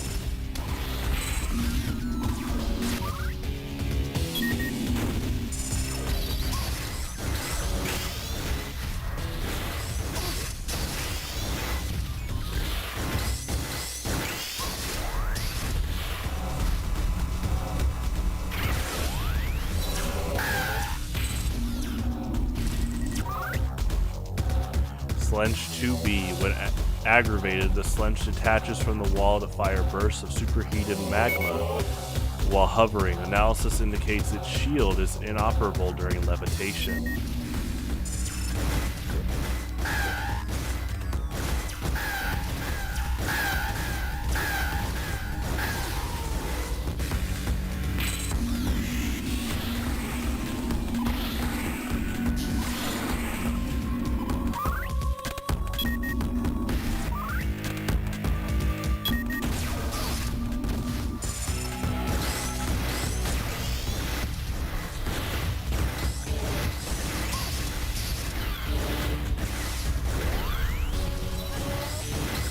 Love those sound effects.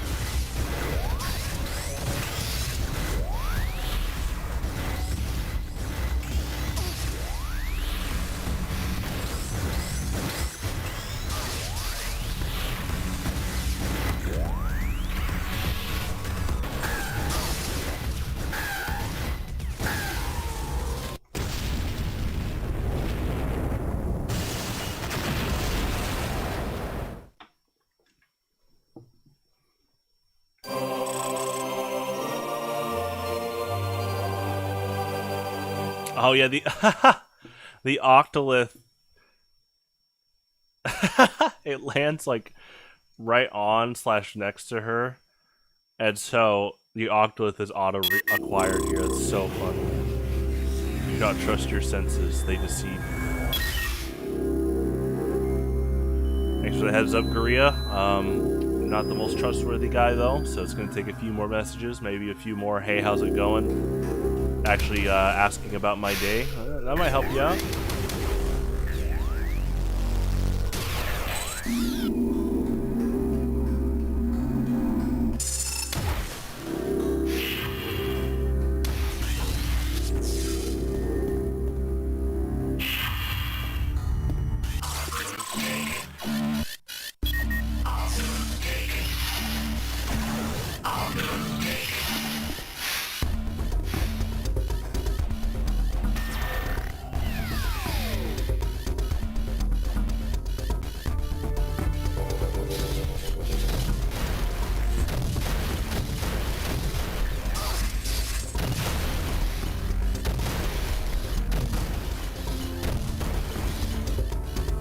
This is one of the funniest moments in all of Metroid.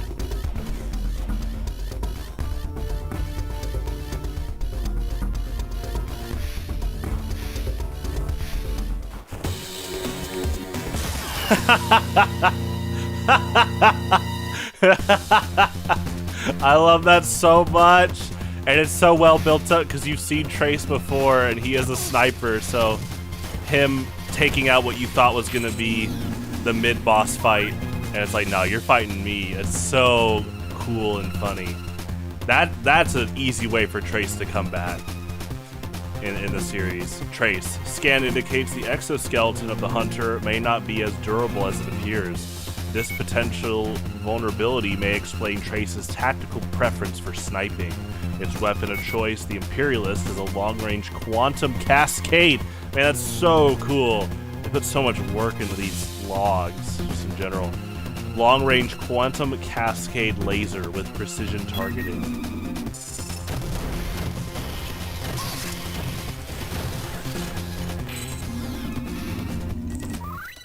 Triskelion. Trace's alternative form, the Triskelion, is sophisticated Krikan military biotechnology that allows Trace to biomorph into a three-legged war machine with a powerful lunge attack.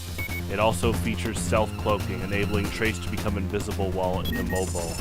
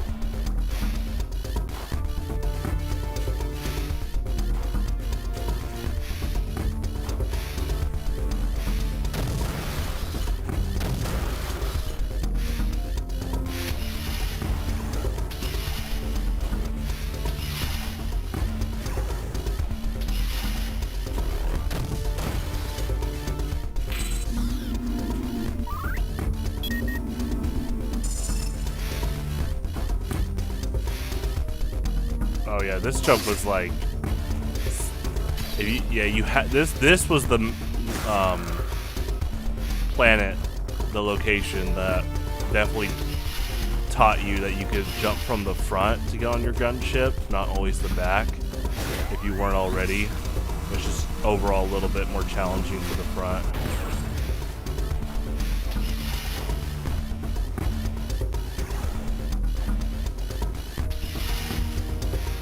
Yeah, you should be able to just, yeah. Well, it's not as challenging, but there's no like default ramp design like in the back for players to see. That's a good reminder.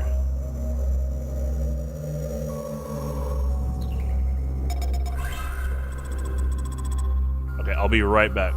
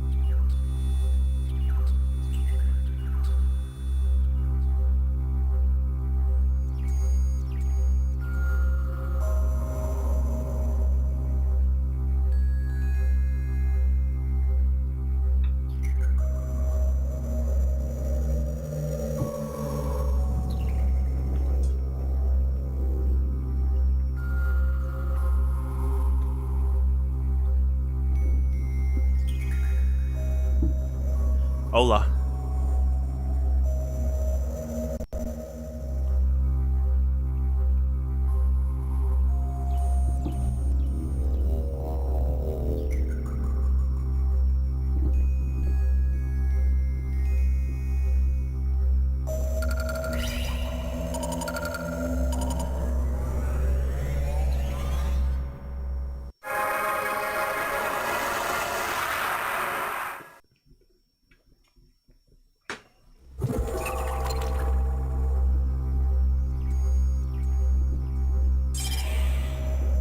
Oh, we got the whole squad here.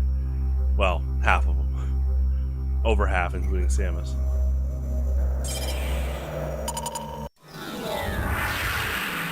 Which is more likely to happen when, like, right there than after visiting this place and leaving, because other Prime Hunters won't show up here until after your first visit, except for the ones that you meet for the first time. And there's one guy left. Master Chief. BDO, Vesper Defense Outpost, is situated on the outer edge of Olympic territory, serving as a refueling station and munitions dump. Sub-zero temperature is maintained to prevent overheating of fusion-powered weapon systems. Structural failure of fuel containers has resulted in a vast radioactive spill into space, leaving toxic and explosive fuel frozen to the sides of the structure.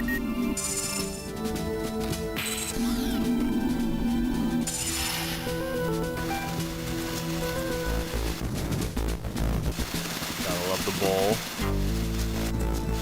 So much fun in multiplayer, but also single player. Should be able to still do the dip. Yeah, the way like ice physics work in this game is acceleration is rapidly amplified like that.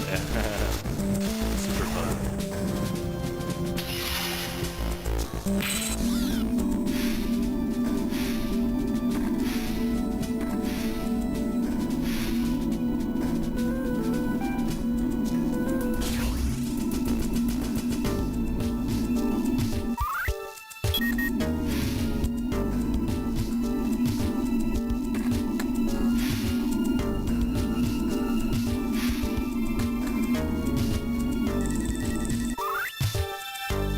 Prophecy 3, the yellow lightning shall strike with demonic fury upon the green wood.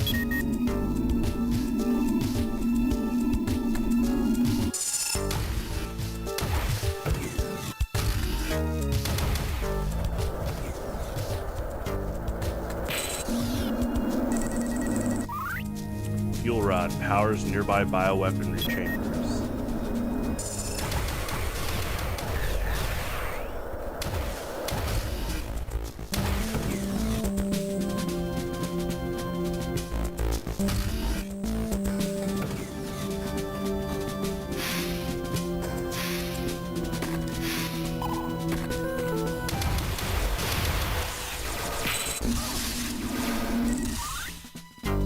Olympic Turret D version 1.4. This modified turret is capable of rapid-fire operation with little or no overheating.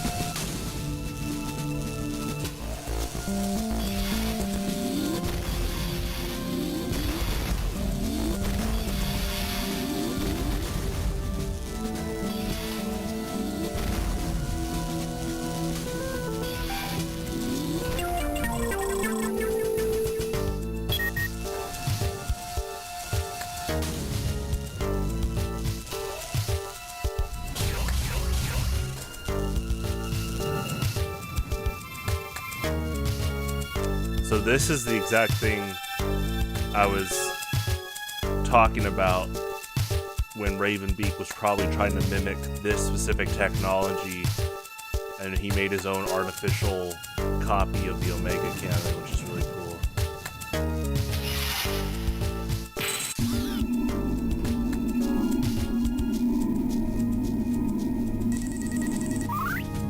Spectral Lock 3 deactivated. Spectral Lock 4 deactivated. Cortex Chamber controls the entire neural ensemble by neural ensemble is a good term. By processing input from the thalamic coil. Spectral Lock 2 deactivated. Spectral Lock 1 deactivated. Yeah, that looks so cool.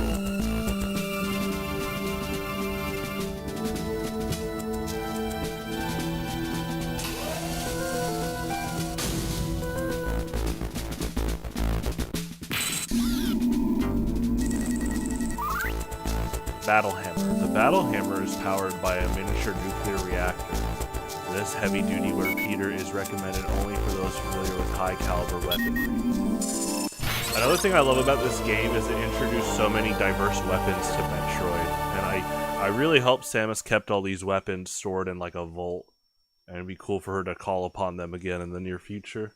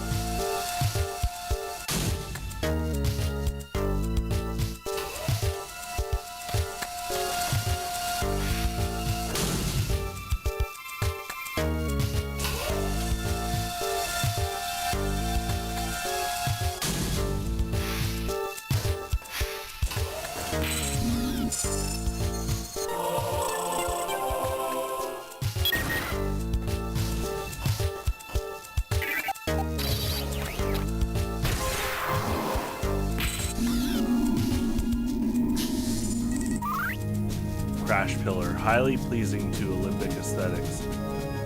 This sentry cyborg is dormant until it senses an intruder and returns to a dormant state once the threat retreats.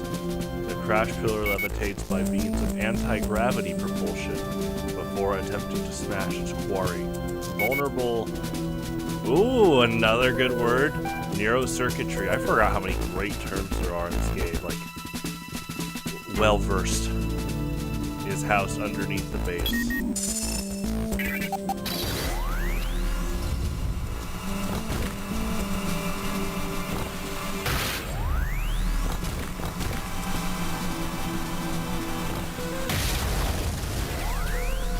That's a really fun, like, distinct enemy. Olympic Prophecy 7. Violent crystals shall shatter the heavens, leaving in its wake a red stain. Red blast shield. Analysis indicates that the blast shield is impervious to most weapons. A precision weapon with zoom functions may damage it.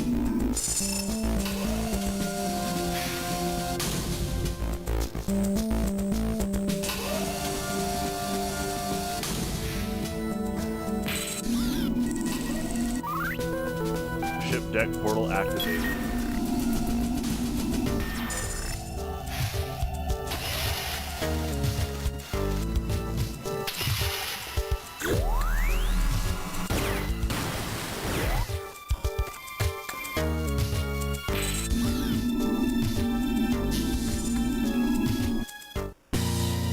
Hello.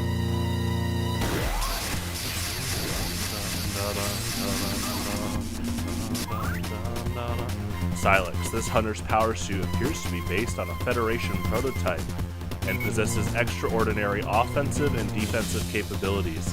Silex's weapon is the Shock Coil, a banned technology that fires charged blasts of high density.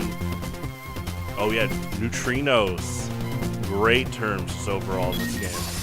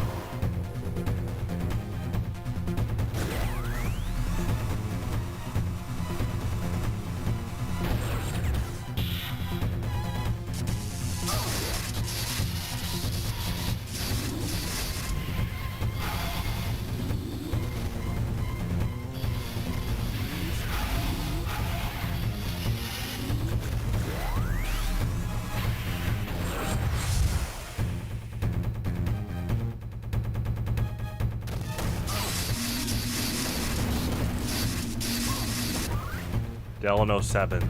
Silex's Delta-class strike fighter is believed to be a stolen Federation prototype.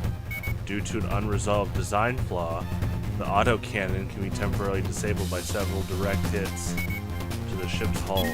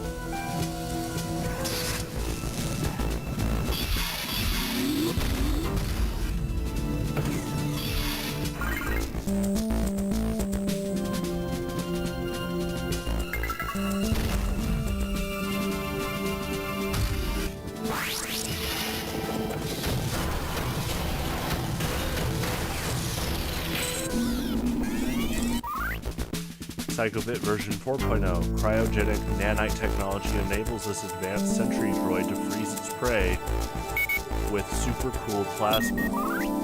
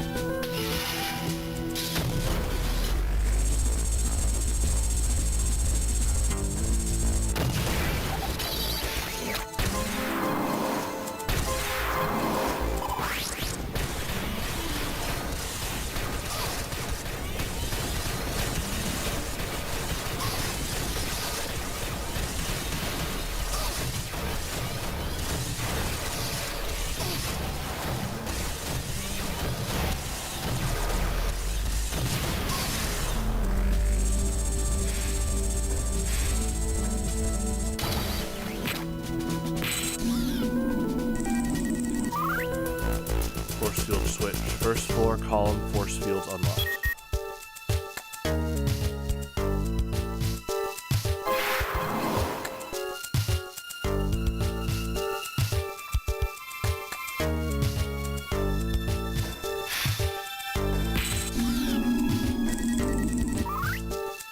Central first floor force field unlocked.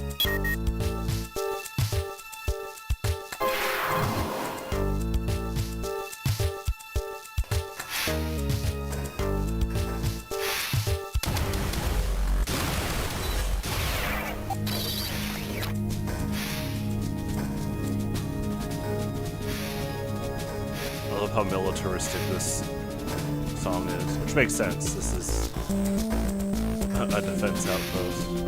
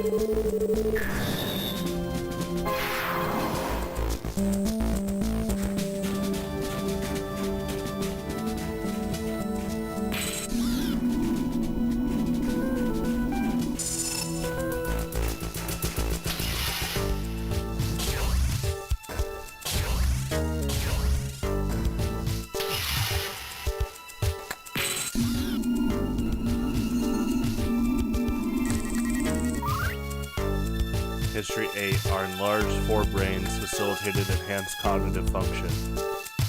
It was our ability to think quickly that saved us from early and violent extinction.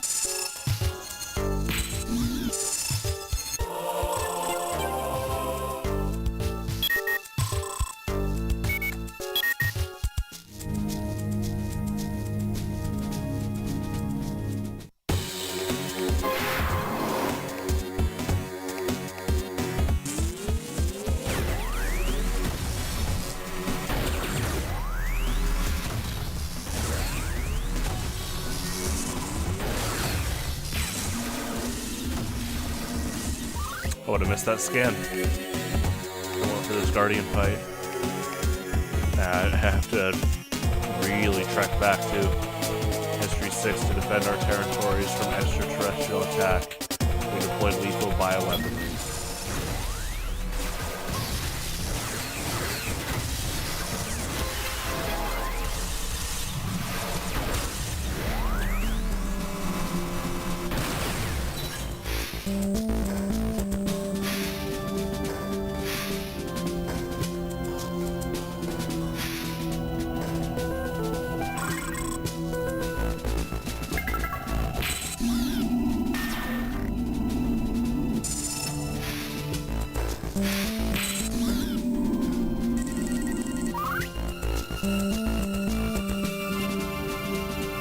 History 7, our protective exoskeletons enabled us to survive the environmental extremes of the Olympic homeworld.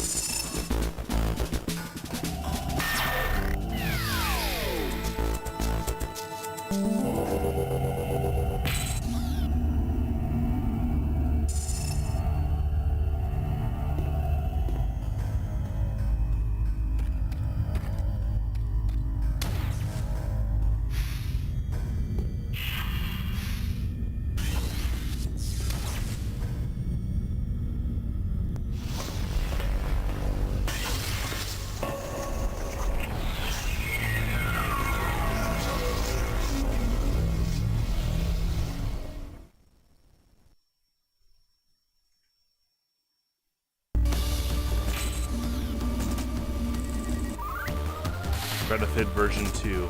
This modified version of the Credifid cybernetic defense mechanism features bursts of heat-seeking plasma, a key component of Alembic military defense technology.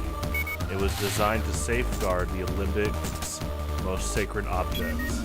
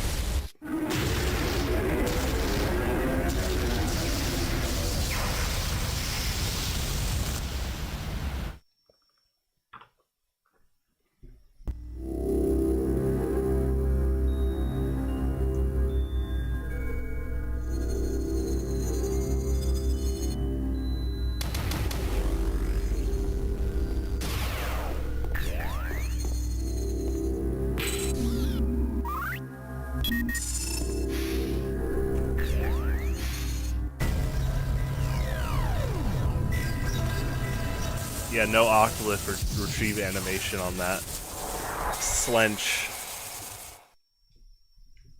version 2 fight. He falls right on you.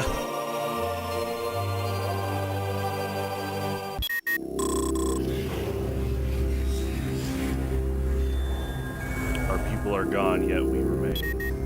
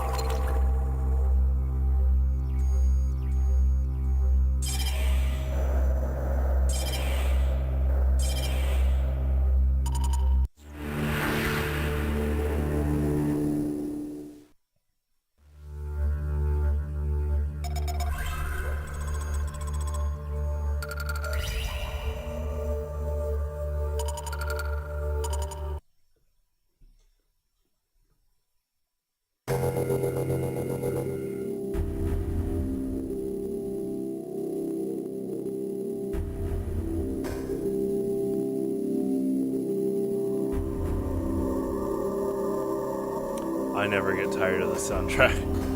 So cool.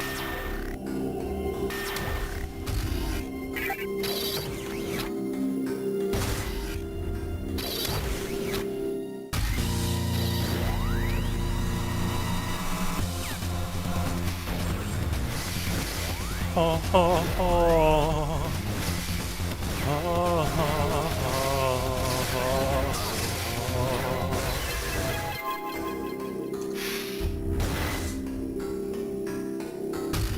Not only would I love to be the music and sound designer for a Metroid game, at least help out, but if I gotta work on remixing Noxus's theme, we're calling in some choir people.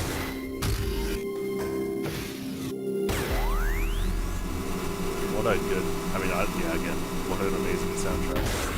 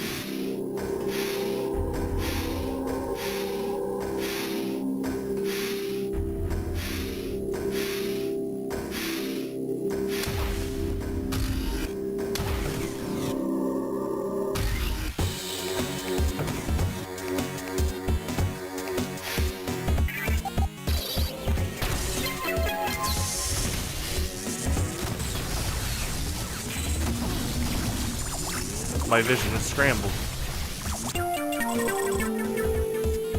My vision is scrambled.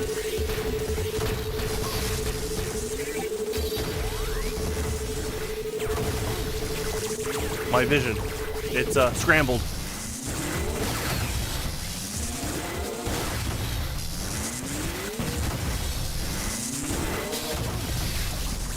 It's scrambled again. They're going crazy.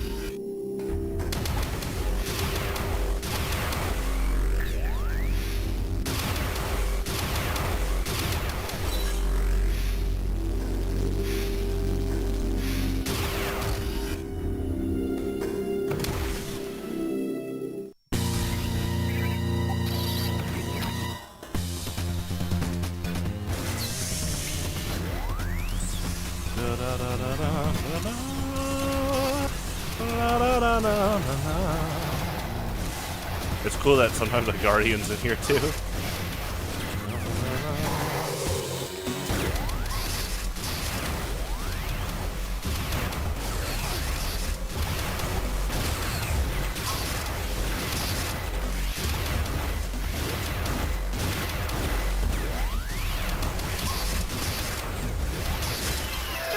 They're pretty. I like how much they strafe and jump around. Pretty nice for the like added challenge there.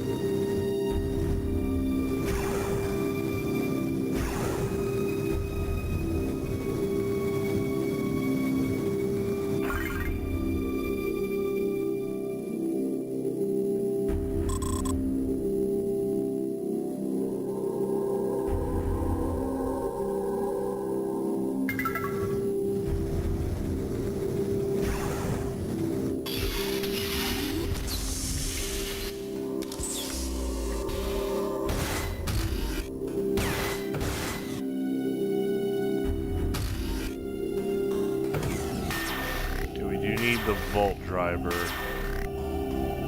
for coming back.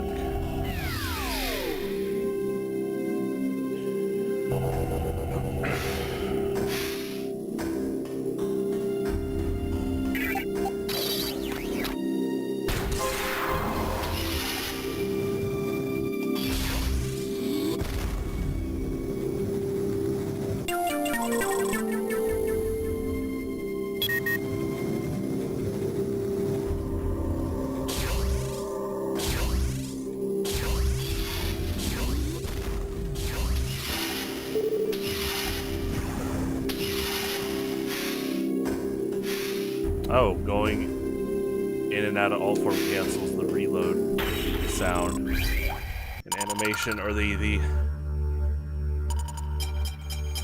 yeah, reload. Pardon me.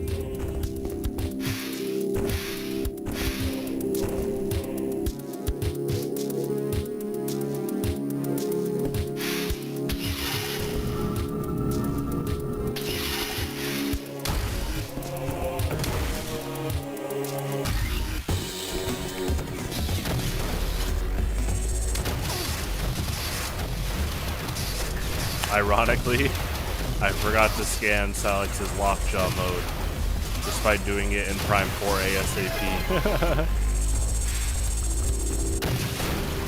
But you can fight him in this game, so I think it's him and Candon's all forms I need to scan.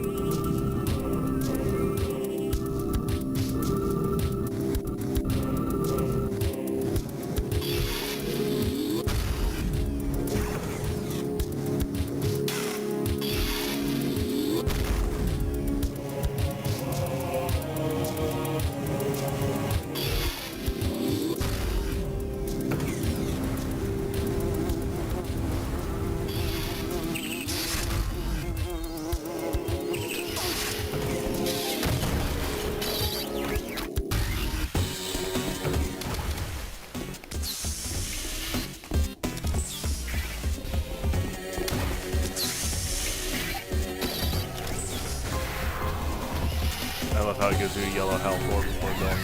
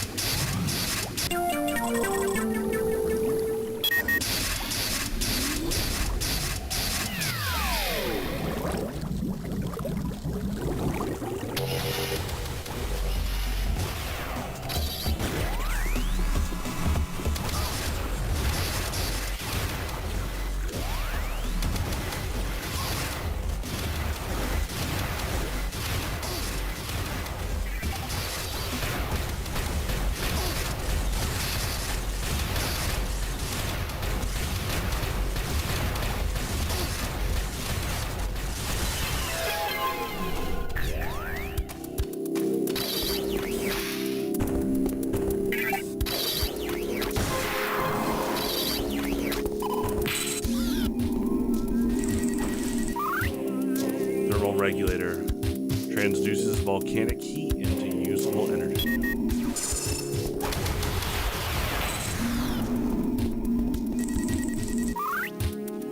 History 2. We overcame our harsh genesis through intellect and resolve. The limbic mind is bound by a will of iron.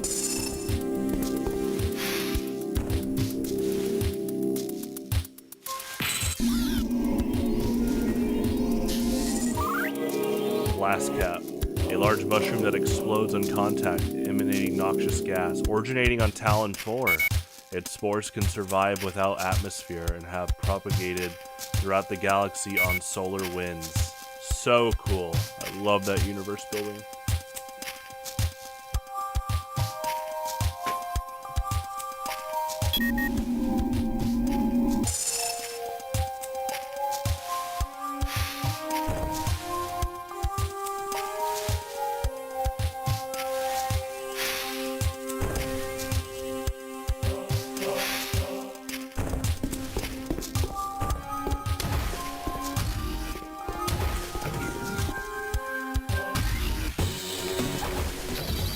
Combat hall.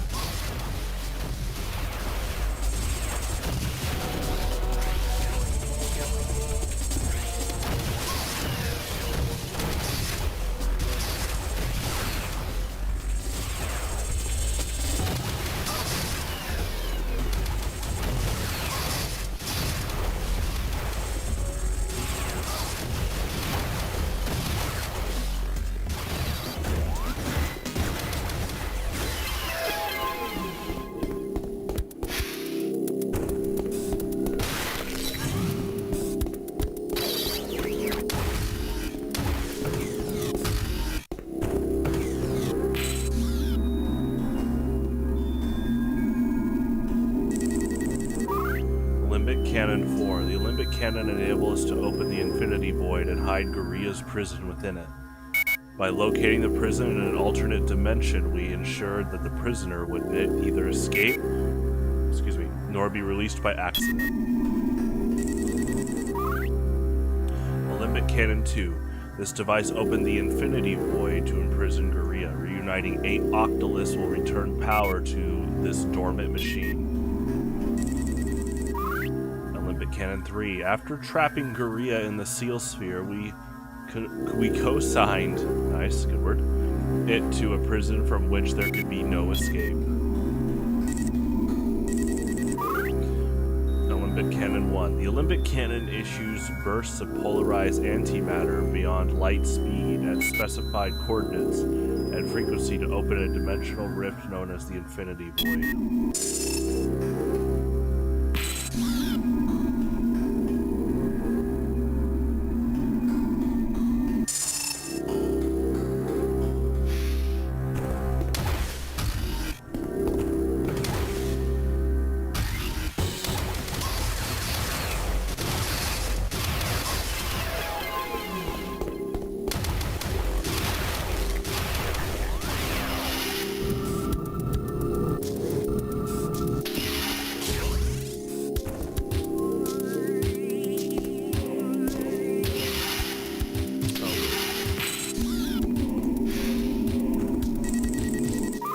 Sniper shield used for precision projectile training.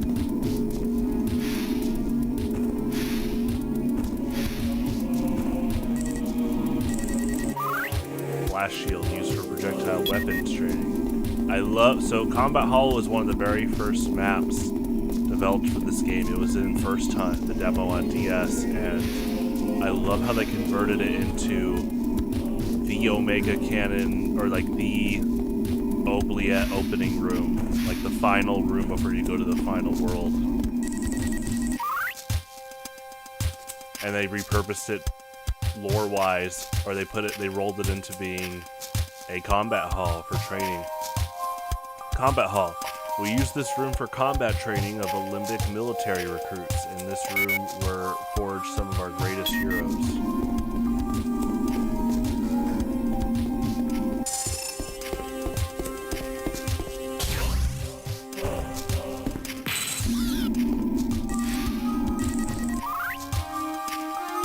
Pride 5.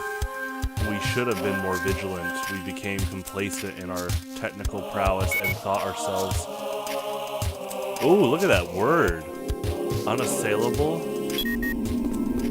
Wow, I knew they did put work into this game narratively, but that takes some work to use words like that well.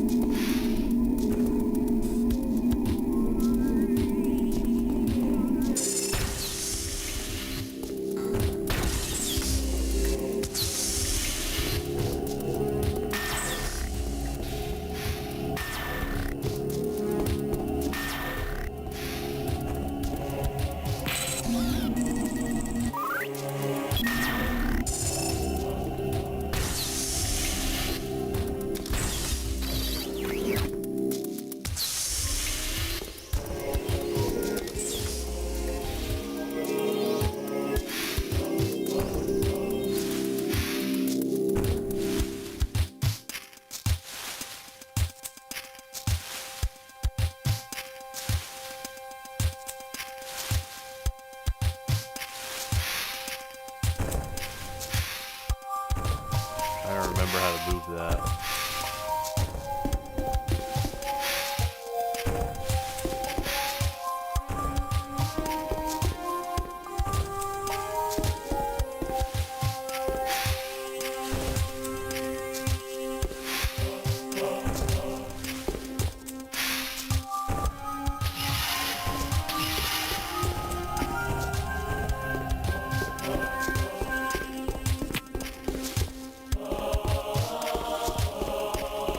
Yeah, I think it's all Volt Driver access.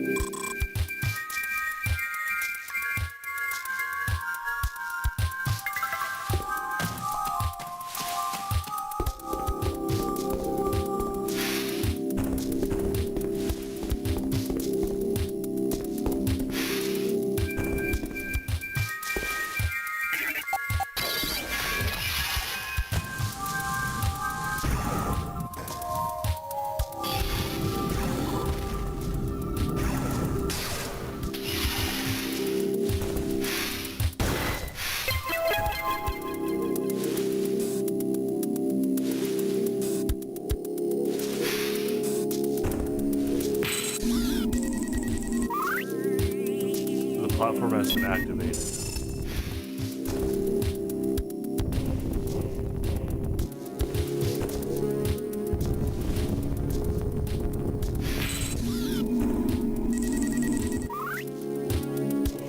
Tendrils of blue smoke shall weave the geometry of violet crystal. That doesn't sound Lovecraftian at all.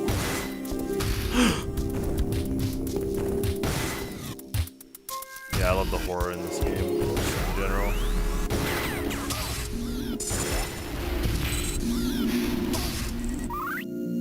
Red barbed war wasp. One of the most aggressive varieties of wasp, the red barbed war wasp uses body heat to generate an igneous projectile.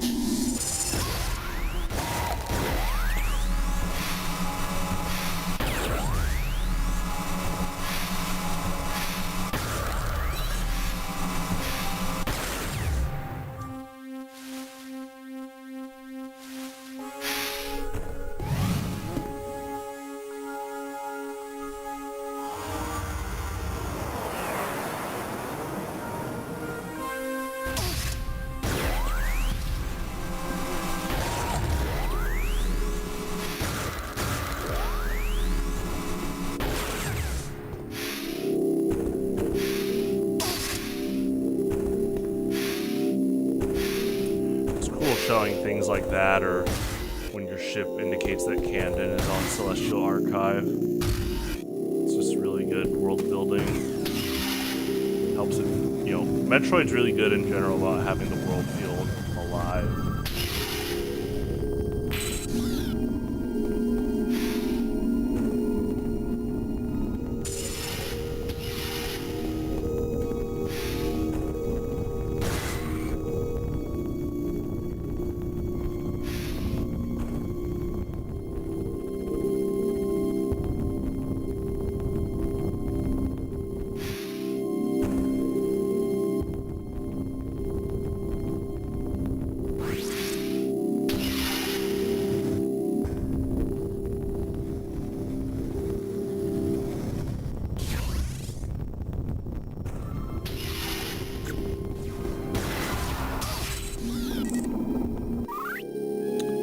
Psycho-Bit version 3.0. Similar in design to earlier models, this version fires superheated magma at its target.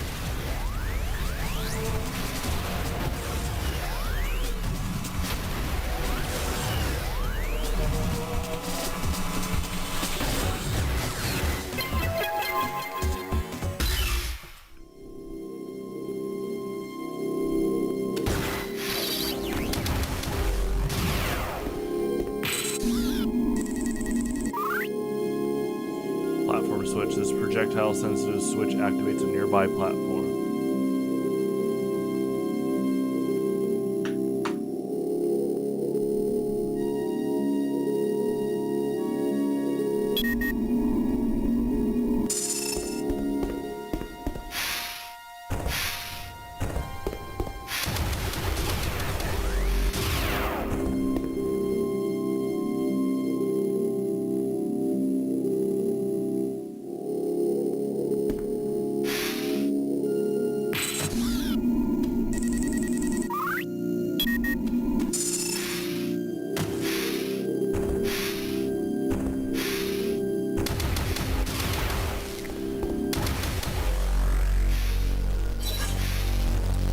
Sound of the power beam is so cool.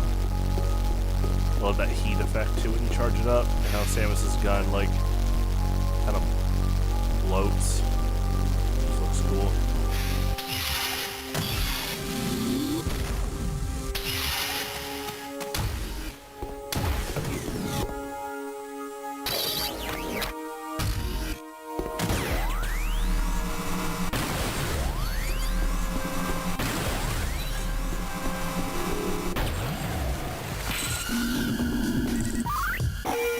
Fire spawn, a large creature that thrives on extreme heat.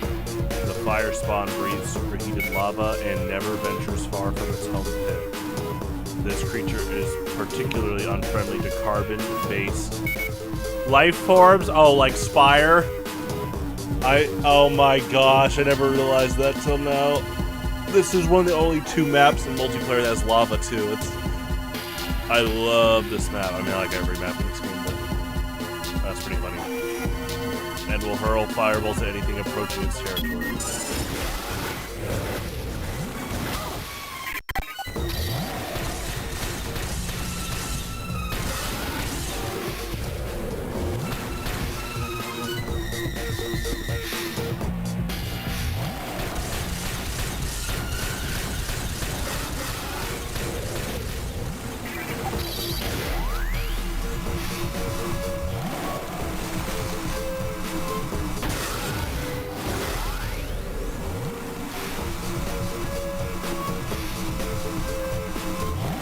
Good song.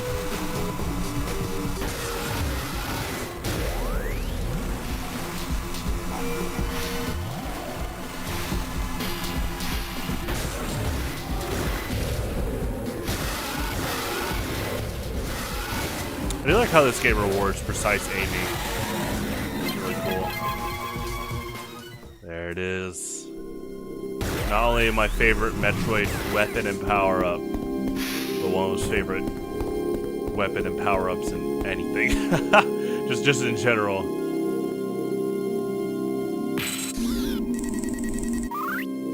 Magmall. The Magmall, powered by a hyperstatic hydrogen core, fires cohesive projectiles of superheated magma.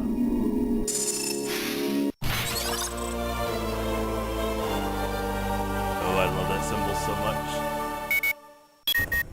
much. Seriously, they did a good job with all the weapon symbols and just designs in this game.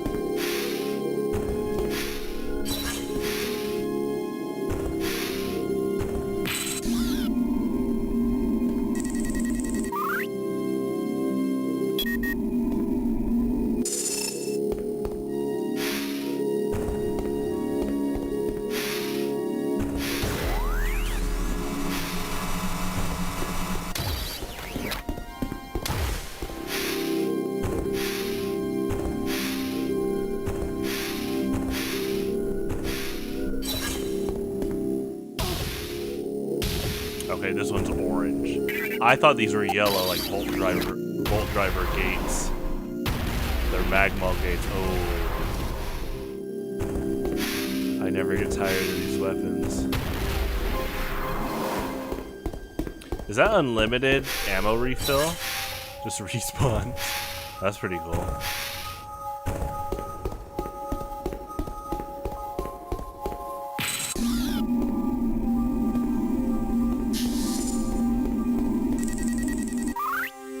Council Chamber. Assembly Hall for Olympic Elders. Extreme structural damage evident.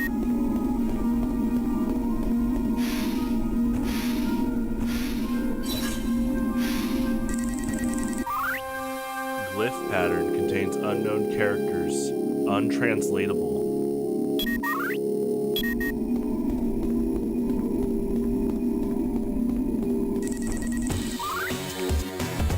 Olympic War 3, Guerrilla was immune to even our most sophisticated weaponry, while we were defenseless against its relentless attacks. Oh, hi.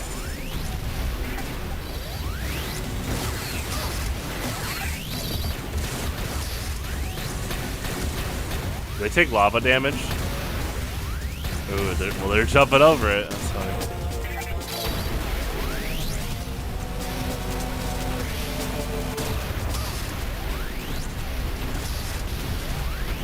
Okay, yeah, just fully immune to the magma. That's funny. They do take lava damage, nice. Yeah, they really are programmed like bounty hunters. That's cool.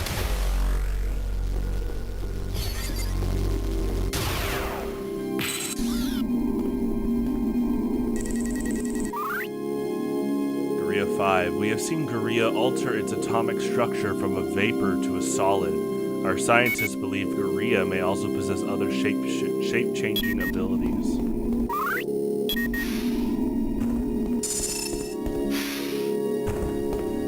Okay, so that's blocked off.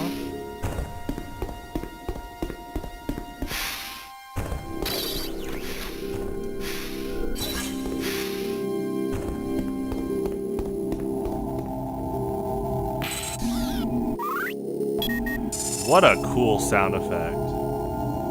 This really is like late 90s, early 2000s, like prime aesthetic stuff that people love in terms of video games. Again, very Half-Life 1 Deus Ex-like.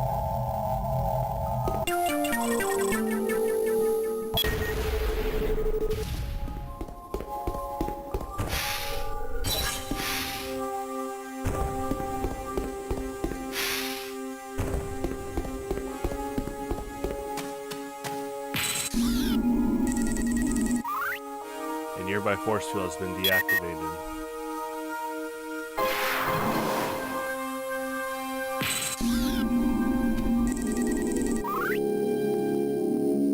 Olympic War 7. We knew that we did not stop Guerrilla, it would rampage. We knew that if we did not stop Guerrilla, it would rampage throughout the galaxy. It would rampage across the galaxy, devouring everything in its path.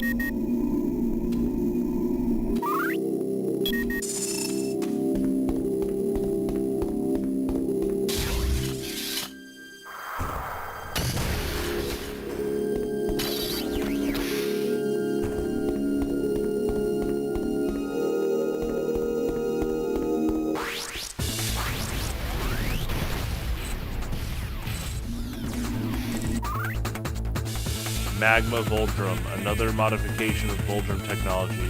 Its high operating temperatures causes reduced defensive capability against sub-zero weaponry.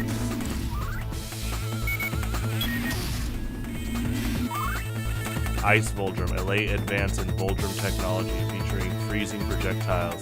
Its pulse tube cryo-coolers are extremely susceptible to high temperature impact.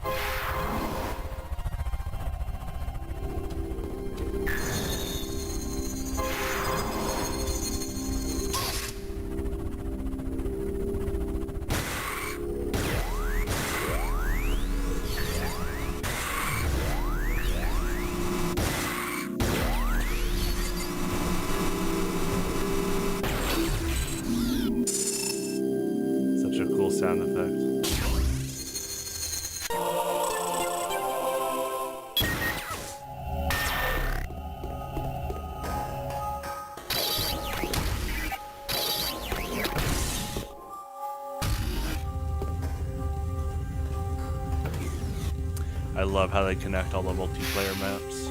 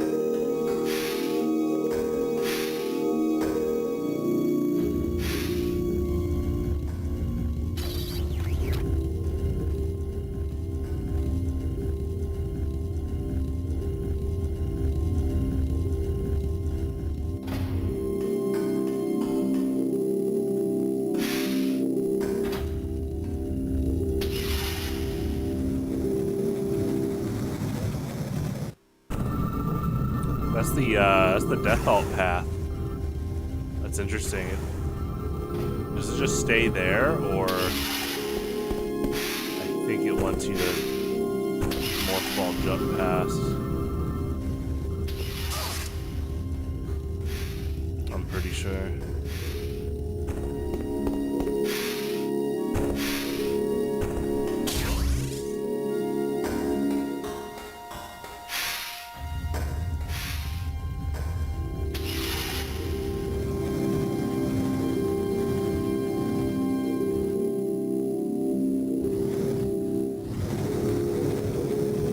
Okay. Just kind of kept intact. It is super fun.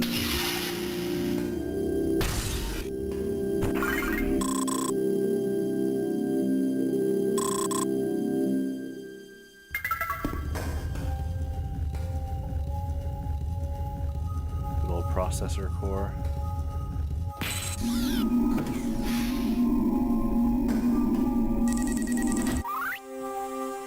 Lava Processor 2 operating at minimum capacity.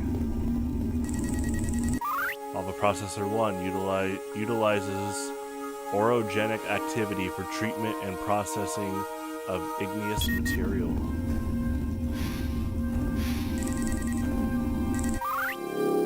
Stronghold Portal 3 artifacts are necessary to restore functionality.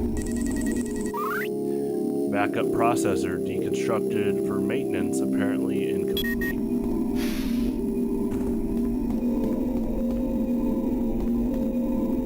Oh, right, there's a drop for later. Yeah, I know in multiplayer that's where you get the Death Alt. It's so strong. I wonder if Samus has a spare Death Alt ready just in case on a future mission.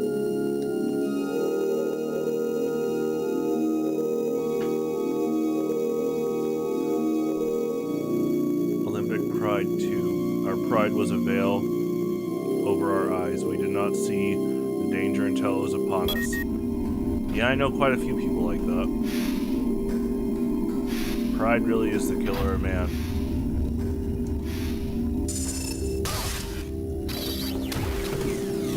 Wait, I put together that Samus takes Battle Hammer recoil here, even though that's not her affinity power up. The splash damage. Like, this does not happen in multiplayer.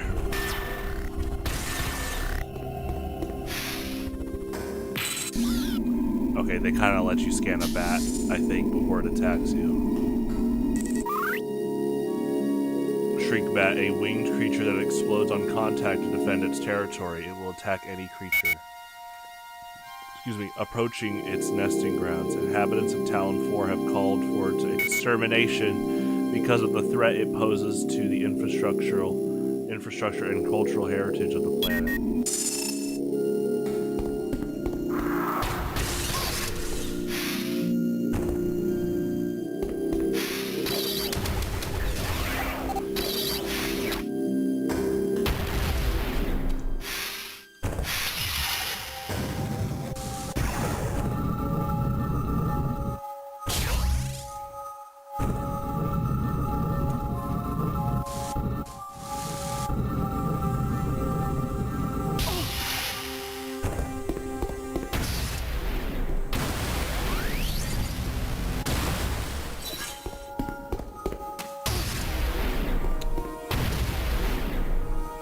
Recoil Magmal is the same in multiplayer. Yeah, the Battle Hammer thing, I'm just noticing now.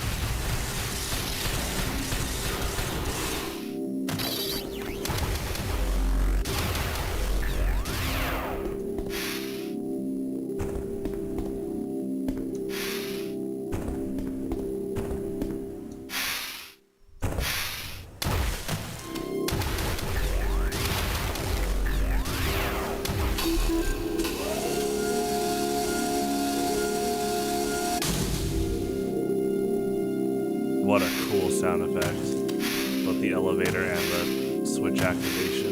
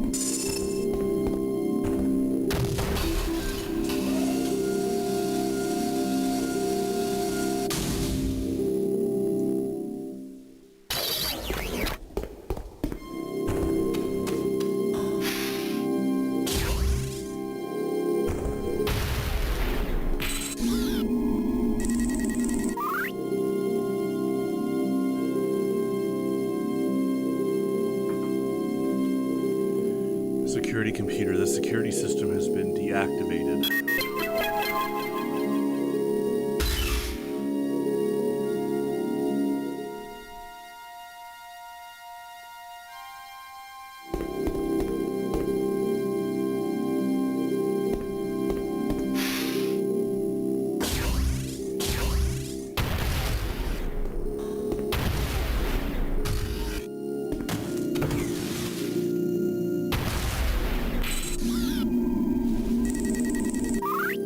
Structural debris, severe architectural damage, evidence of unidentifiable interstellar matter. a result of an extraterrestrial collision. Interesting.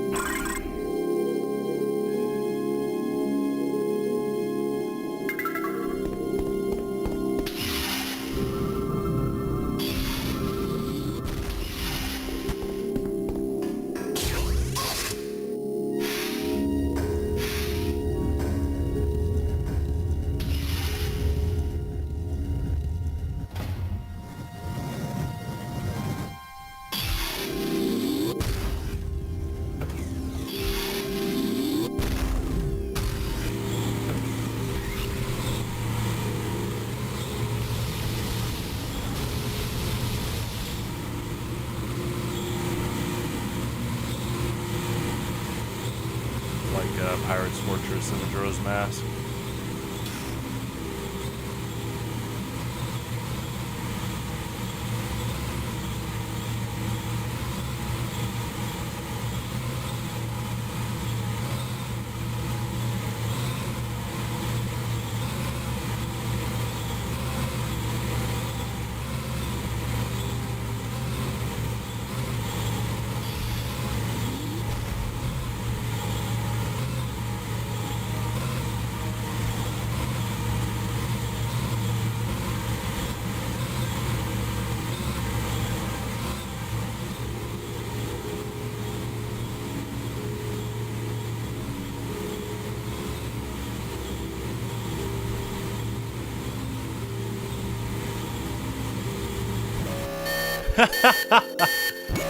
Yeah, she really does. She really does instantly die. That's so funny.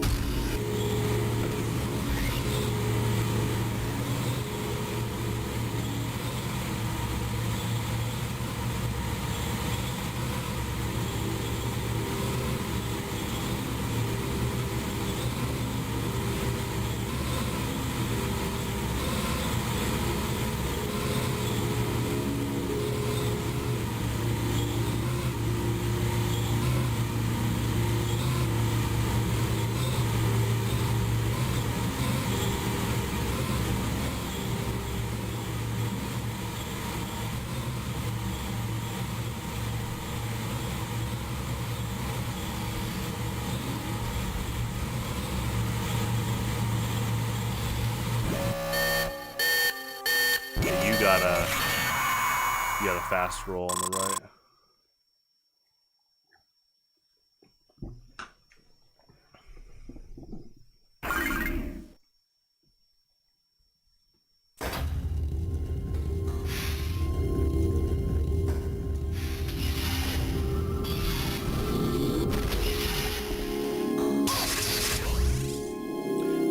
Oh my gosh, this lava hurts you. In multiplayer it doesn't, that's really funny. If this lava hurt you in multiplayer, that would have been made a third map where Spire's ability, his passive ability comes into play.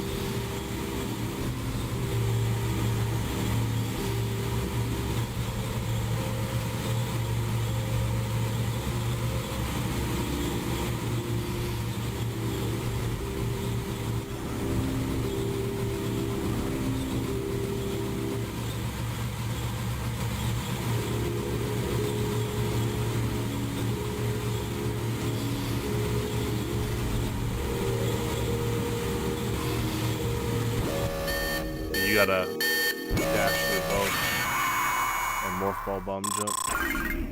It's a good challenge.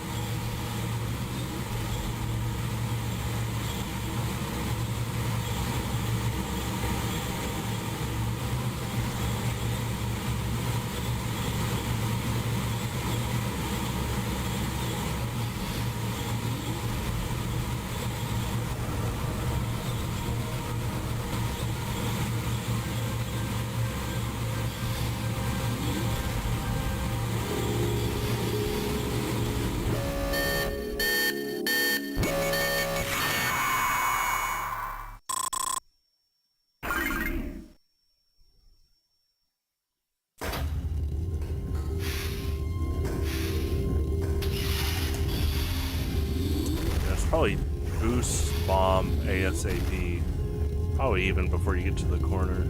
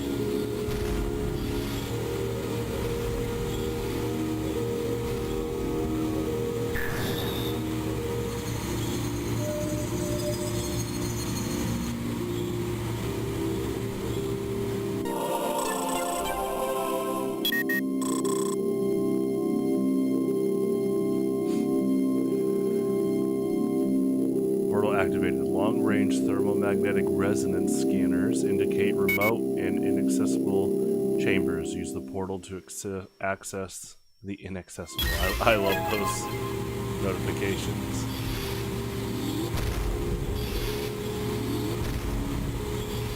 The notifications in this game is just great in general.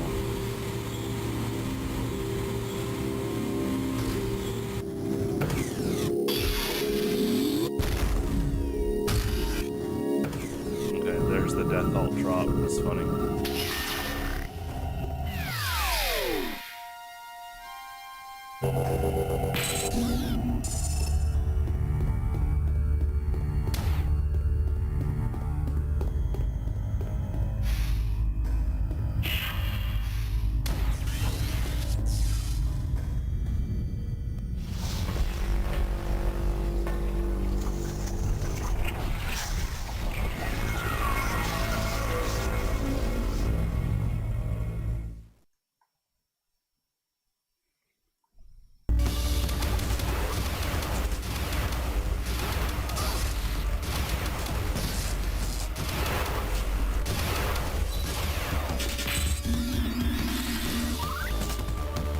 Predifid B version 3. Combining the features of its predecessors, this version of the cybernetic Predifid Tower Features both precision chemical lasers and bursts of heat-seeking plasma, a central component of the Olympic military defense system. It was designed to safeguard the Olympics' most sacred objects.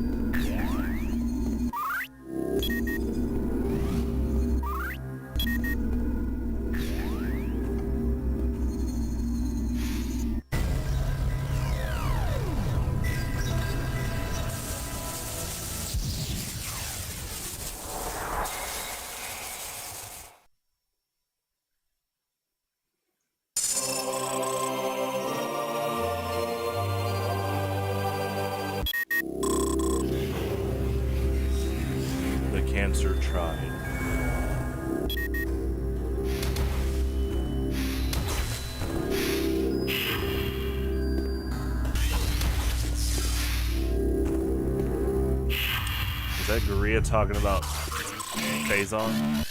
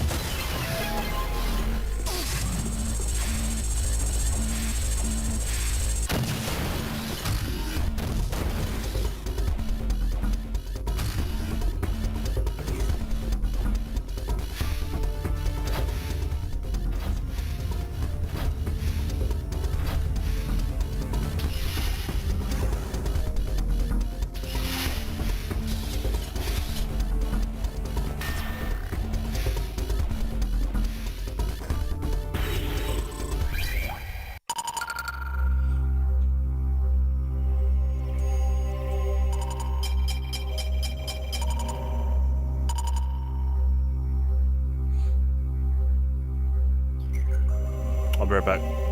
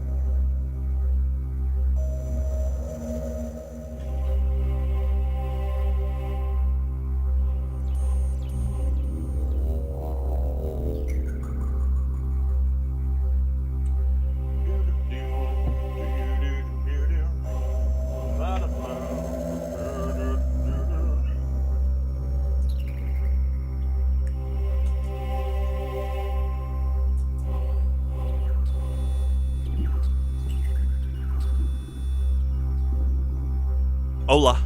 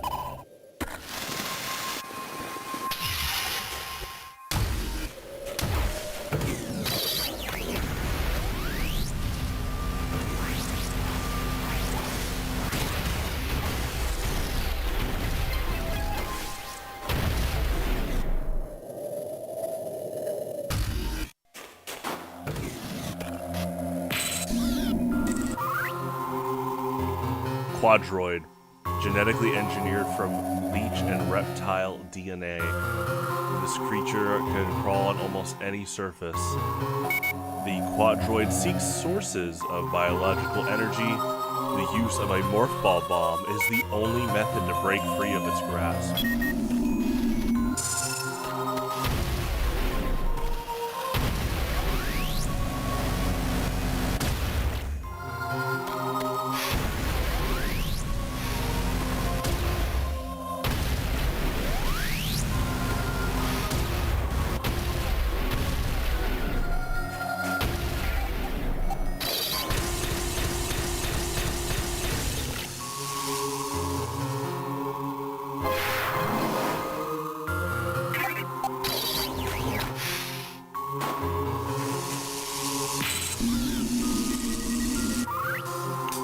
Shock barrier, controlled by a nearby console.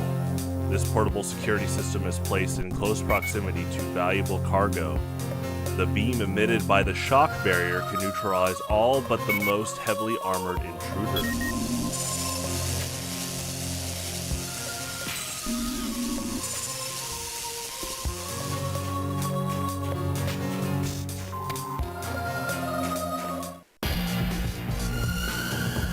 The ice spawn. What's up, man? Arctic spawn, right? Native to frozen habitats, this creature depends on low temperatures to survive. The Arctic spawn is territorial in the extreme and will attack any perceived threat by hurling immobilizing shards of razor-sharp ice.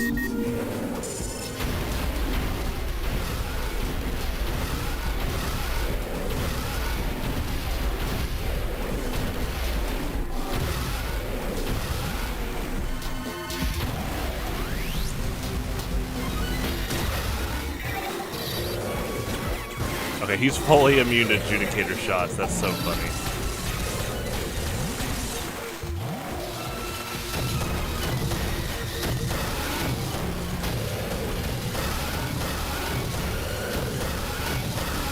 I love that Ocarina of Time dungeon instrument they're using here. The kind of like the screech sound. Imperialist, equipped with the zoom function ideal for precision targeting. The Imperialist fires a thin and lethal laser beam with high accuracy over long distances. Again, this game has some of the best weapon variety, not just in any Metroid game, but just in any like shooter game. The way like the core weapons range from a sniper rifle, a flare gun grenade launcher being the Magmaul, the heavy repeater that arcs with the battle hammer, shot coil, judicator, volt driver, power beam, missiles, like those are, and Omega cannon. Yeah, it's I really hope Samus kept all these weapons in a vault, and it'd be cool if she brought them back in a future game soon. Imperialist basics. The Imperialists can zoom in on a target, double tap the Imperialist icon, or press the R button to zoom after aiming the weapon.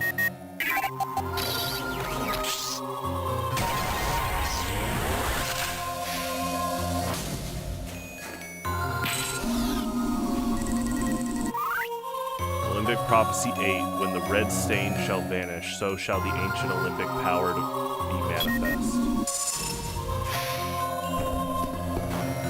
I love this because in multiplayer, it's a large health orb. But it's mainly just interactable background here. But it's still cool.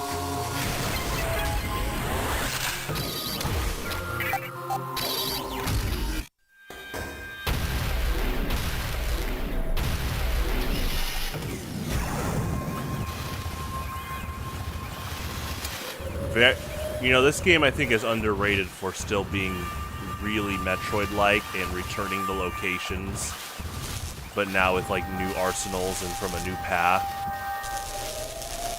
It's honestly like I'm so glad to replay this. You know, and I've never done 100%, and so there really is like a nice ebb and flow to the game, and I really like the precision aiming. Prime 4 did that pretty well too. Kind of rewarded precision aiming pretty well. I've seen a lot of people talk about this, and I agree. Not only should they remake this game, but remake it and have all 7 Prime Hunters be playable with different like save files, and you can alter the campaigns a little bit. I think there's a lot of potential there. Hopefully, I think we'll get Metroid multiplayer again soon. Nintendo really should dial into the Splatoon marketing teams for a new multiplayer Metroid game.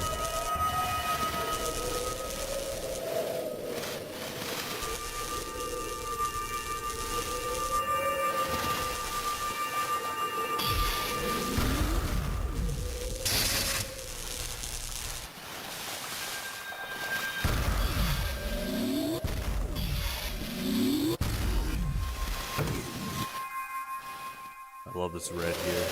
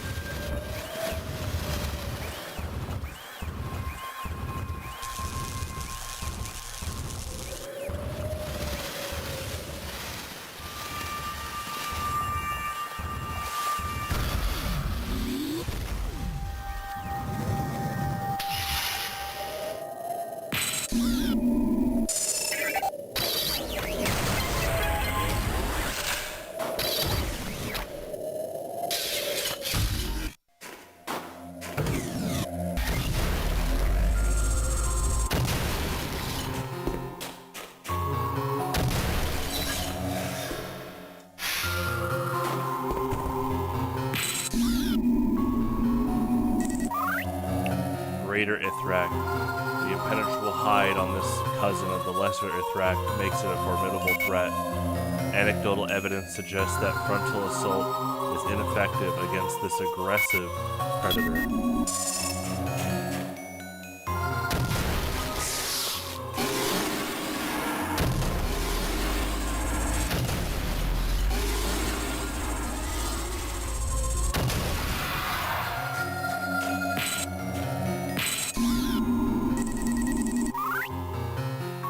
spectral locks. Adjusting the optical spectrum may reveal the truth.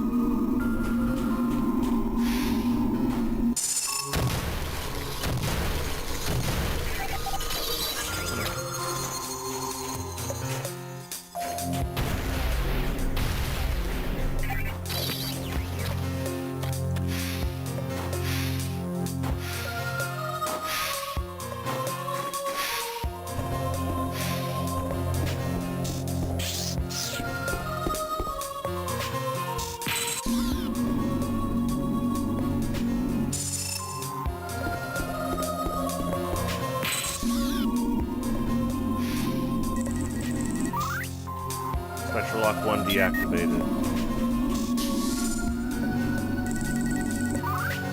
Limbic War 6. Guerrilla is a cancerous bloom that would wreak havoc across the universe. Spectral Lock 3 deactivated.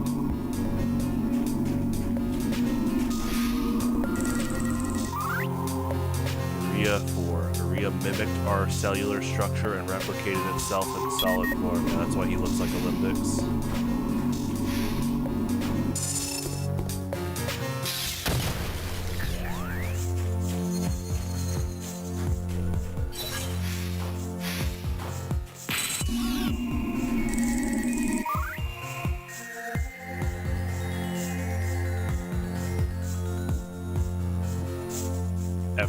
Guerrilla 3. At first we thought Guerrilla was a comet. It crashed upon our planet and emerged as a vapor.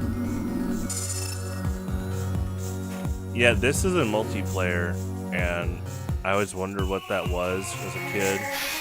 And then as I learned more about what the Olympics looked like, I was like, oh, it's a statue of them. And definitely, I think they designed most of single player first, and then they reconverted them into multiplayer maps, because this is still intact in multiplayer. If it was multiplayer first, I don't know if they would have designed that.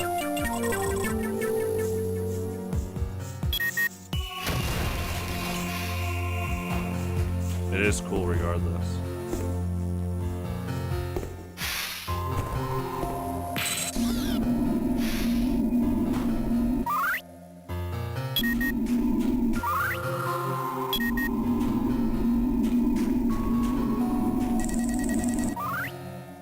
Spectral Lock 2 deactivated.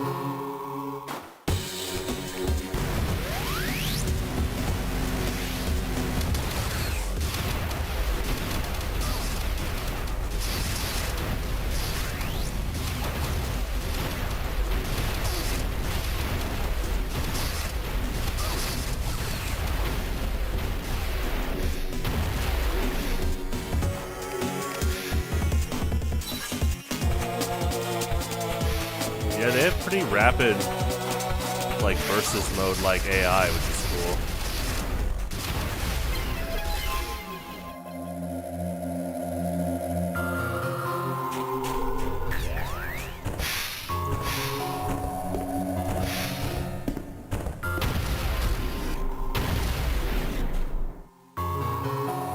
Good old sick transit.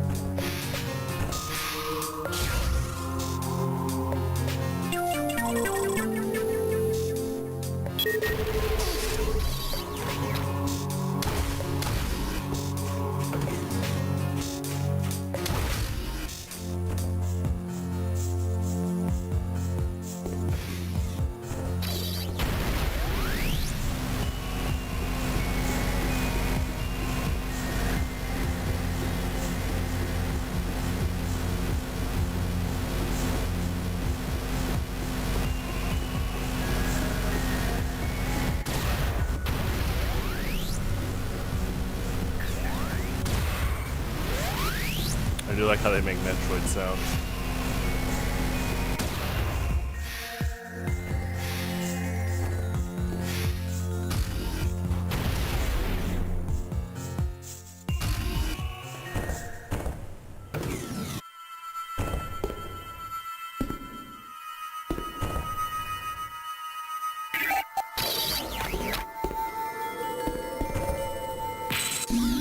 This room's really cool.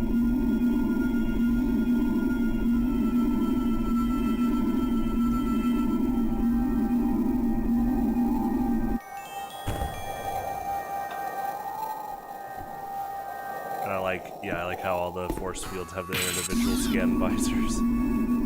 Scan visor targets.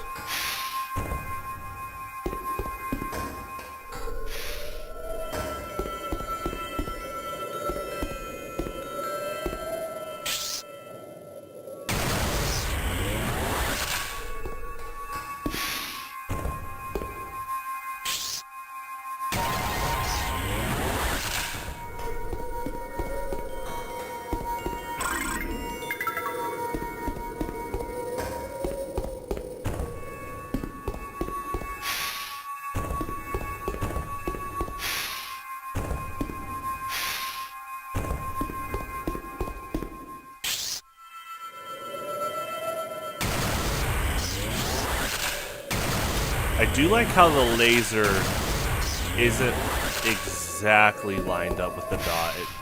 It reminds me of Quake in TF2 where the shot comes from the arm cannon, so it's a little slided from the right. Which is, yeah, also in Team Fortress Classic and the original Team Fortress Quake mod.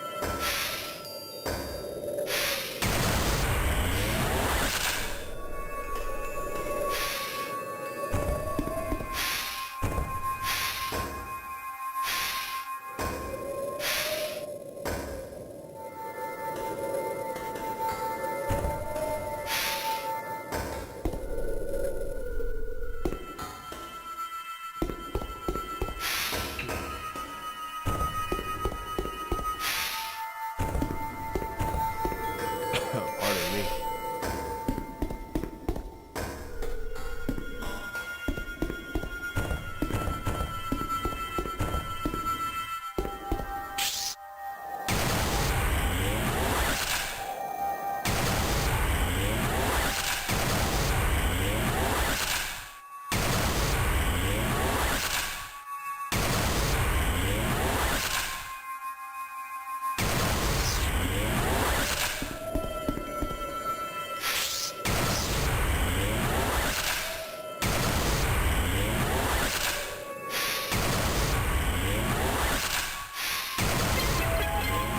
You have to jump for that. It's cool.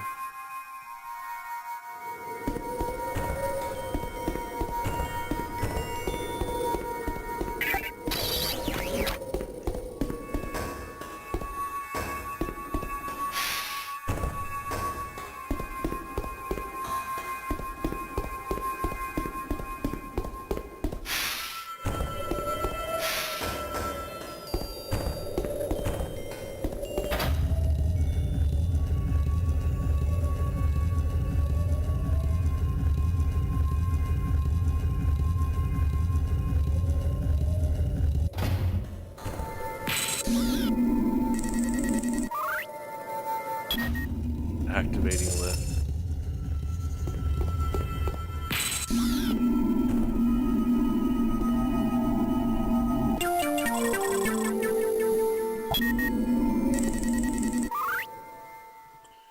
Limbic War 4. Guerrilla devoured our people's life energy and grew powerful from it. Death swept across our worlds, and we despaired.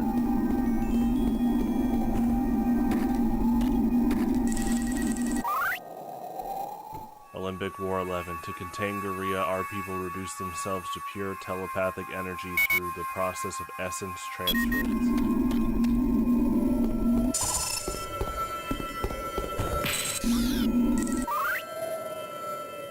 Oh man, I see the snipe right there at the top.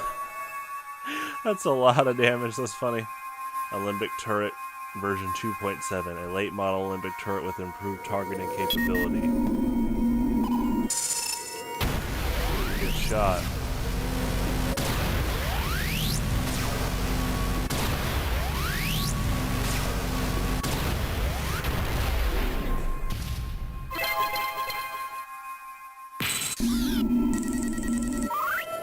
We feared not only the extinction of our race, but the possibility that the evil would sweep the galaxy, annihilating all in its path.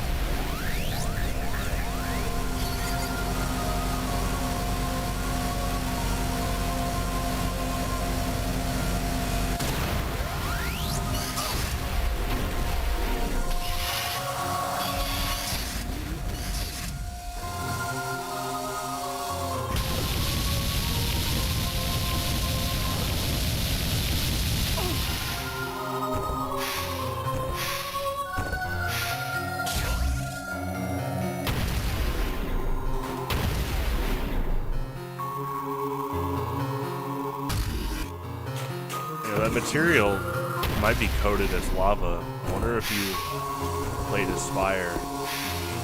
Okay, down there.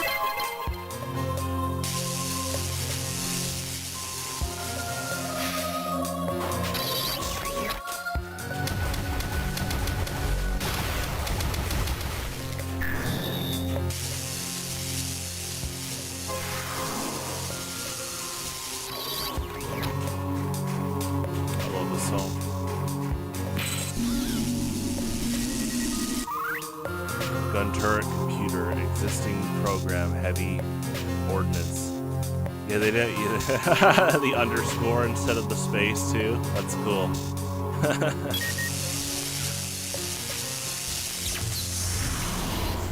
That'd be a cool username, heavy ordnance.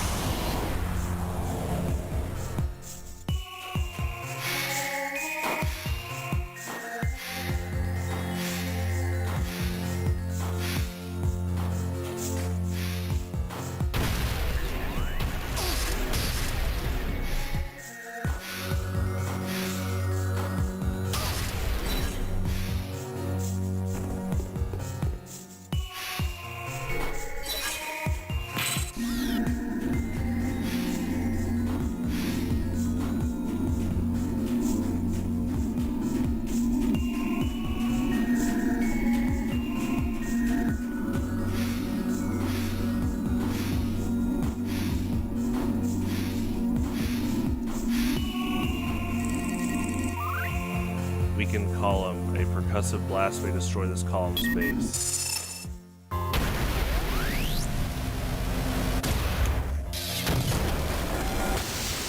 Just wanted to see if Magma worked first. Yeah, I think adventure mode came first for most maps, and then multiplayer was made. I mean, obviously Combat Hall was made in the demo, but still.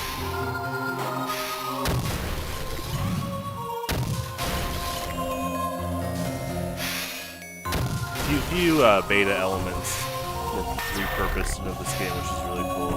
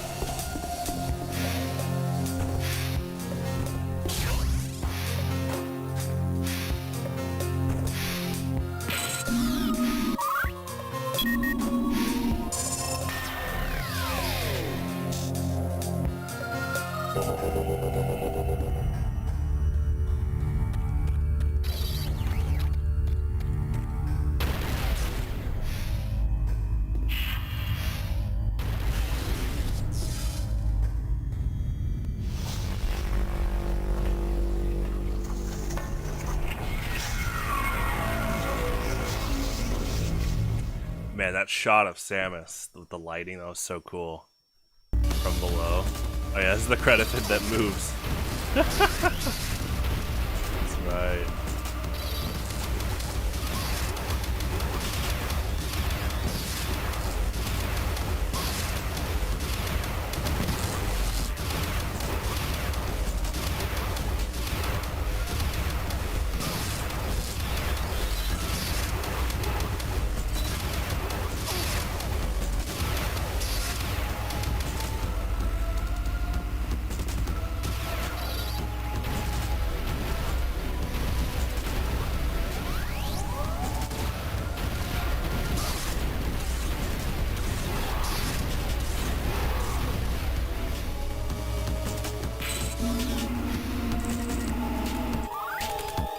Credifid version 4, the apex of the Credifid line of cybernetic defenses. This ultimate model deploys lethal lasers and homing plasma from a mobile tower, whose very casing is an offensive weapon, a key component of Olympic military defense technology. It was designed to succeed where all others fail.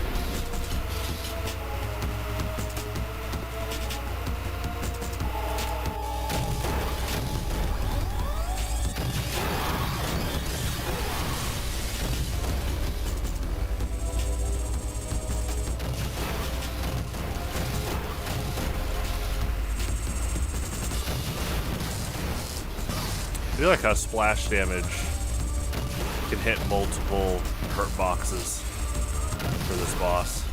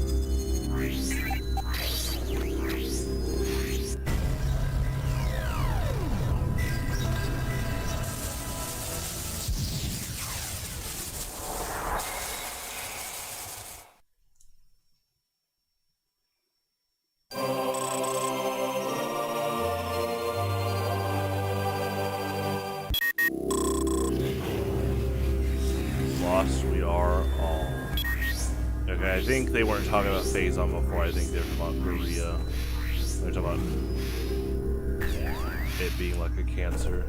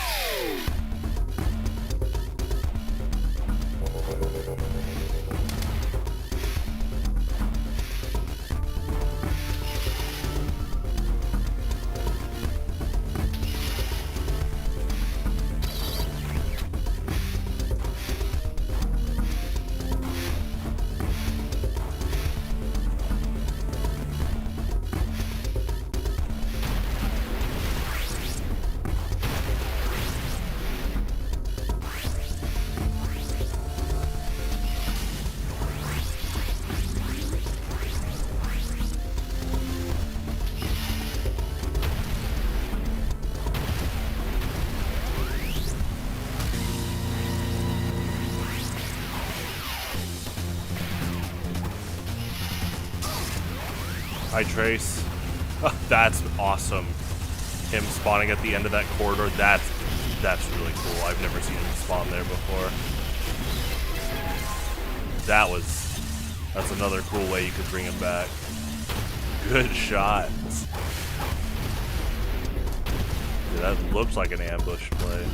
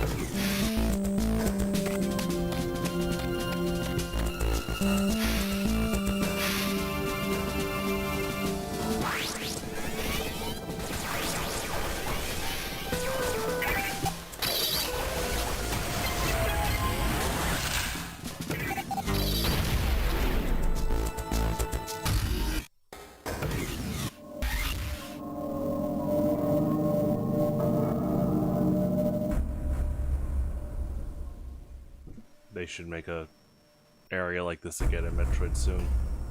Or any room in this game, but I'm talking about horror.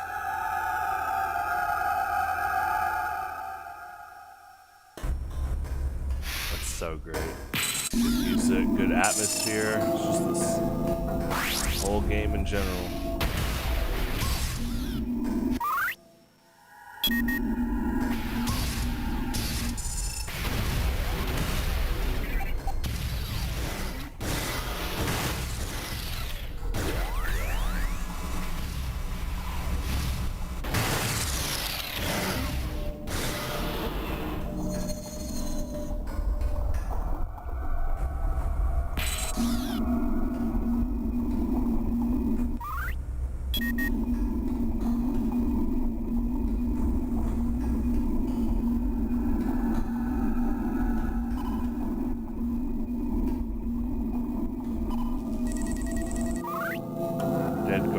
Guardian carcasses are jamming the door.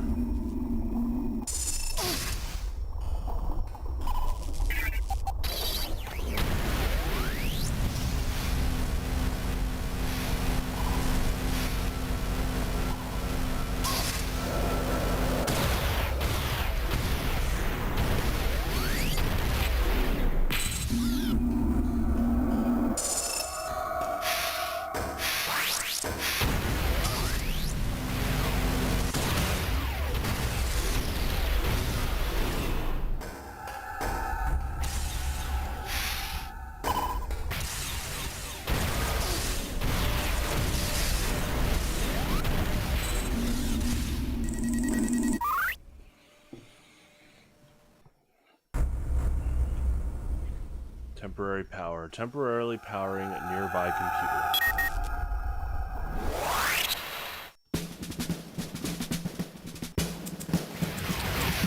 Good throwback to Morph Ball mode. This was in first hunt, this was the Morph Ball mode map, and they redesigned it, or they added a round to it. Basically remixed it a bit and added to it for this game, which is really cool. It's also a good multiplayer map.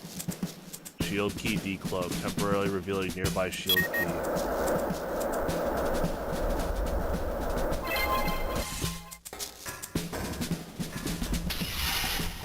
Yeah, you can tell that the designers were talking about how can we carry over the Morph Ball mode challenge in the adventure mode, which is really cool.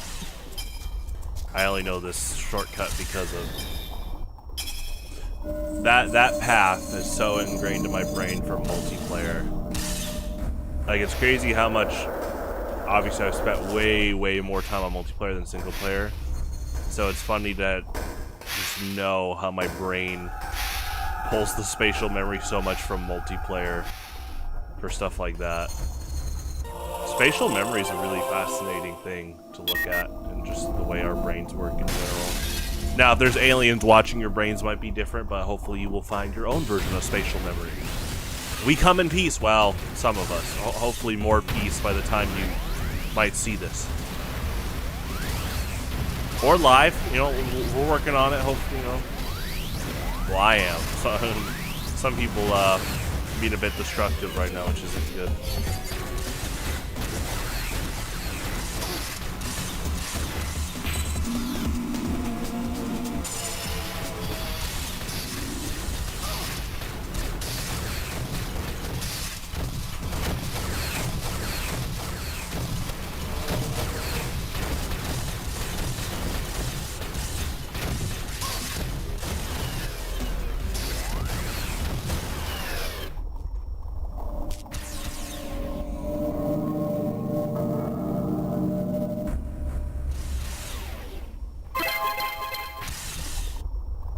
I like how that part gets repurposed to a large health orb in multiplayer.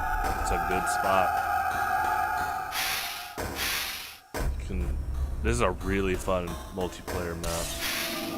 Yeah, because you swing by, usually trying to pursue a target, and you can just like curve a bit to get the large health orb.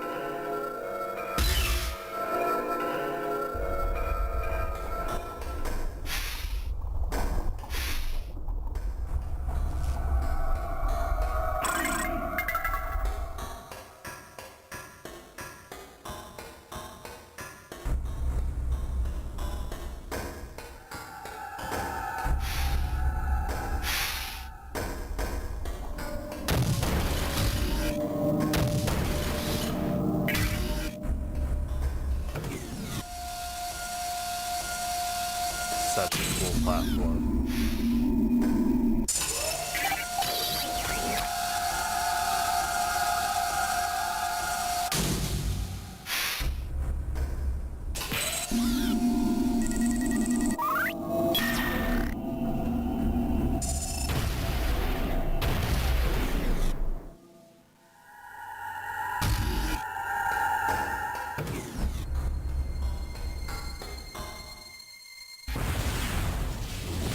Good old fuel stack.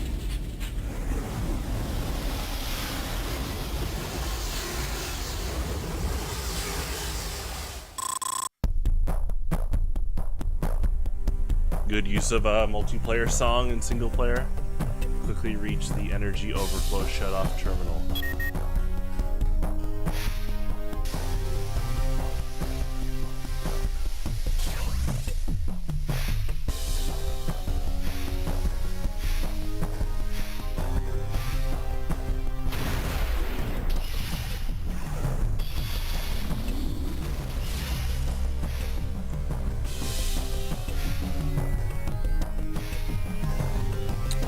I like how extended Samus's jump is to let you a little bit freeform. Kind of like earlier when I did that shortcut in Arctera.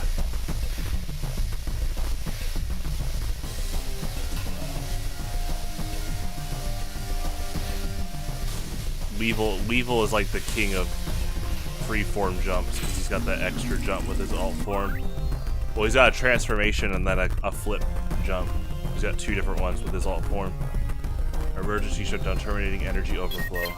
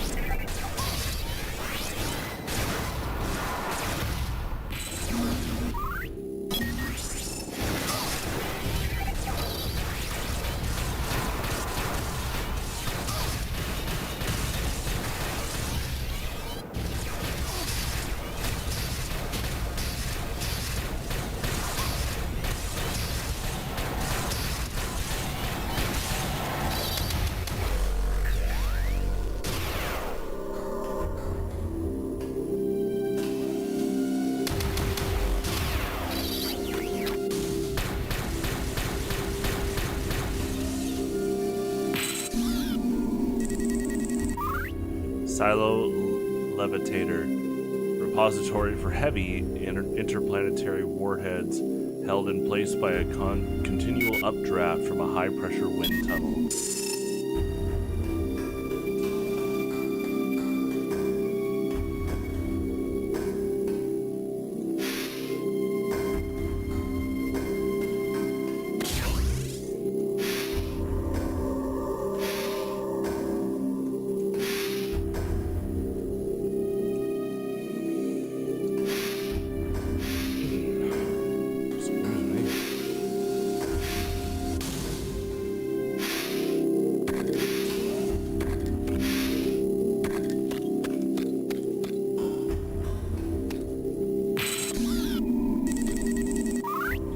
Lock override. Lockdown security has been deactivated.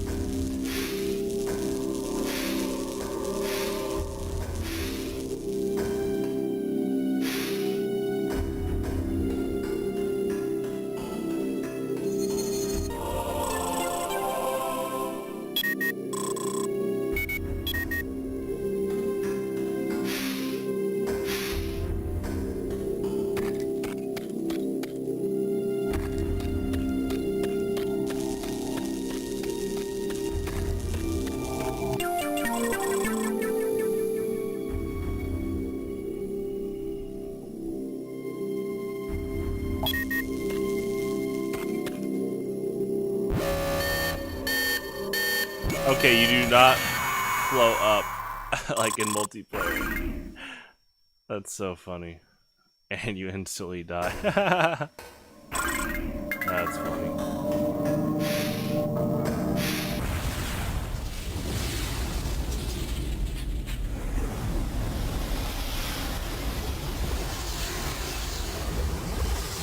Okay, the goal's gonna be defeat the boss, leave, and then we'll call it a stream. And then we will be back in 2 weeks because I'll be playing 64 Zelda co-op with Euron next week, next Saturday. But yeah, this has been a lot of fun. Happy 20th anniversary for sure.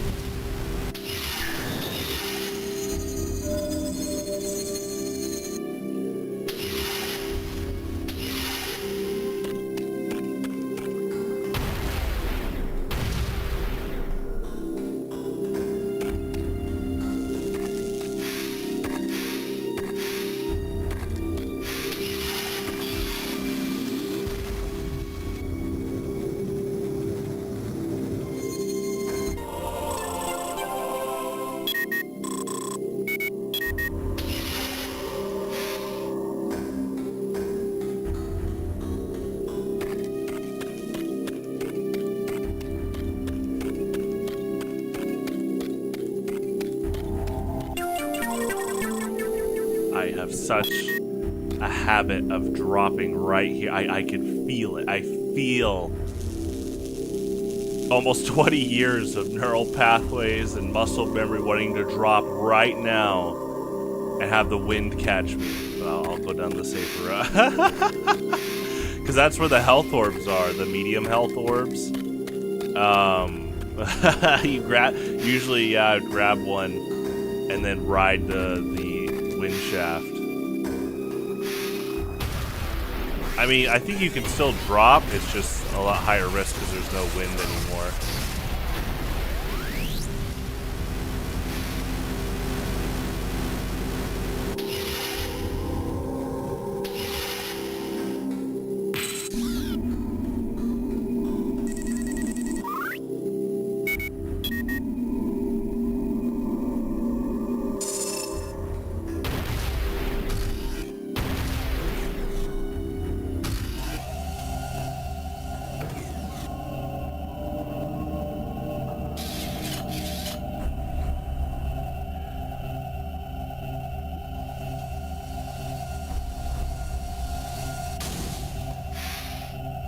This is one of the coolest looking, this is one of the coolest platforms ever.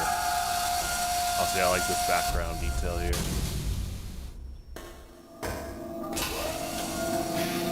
And then you can walk on this. It's cool.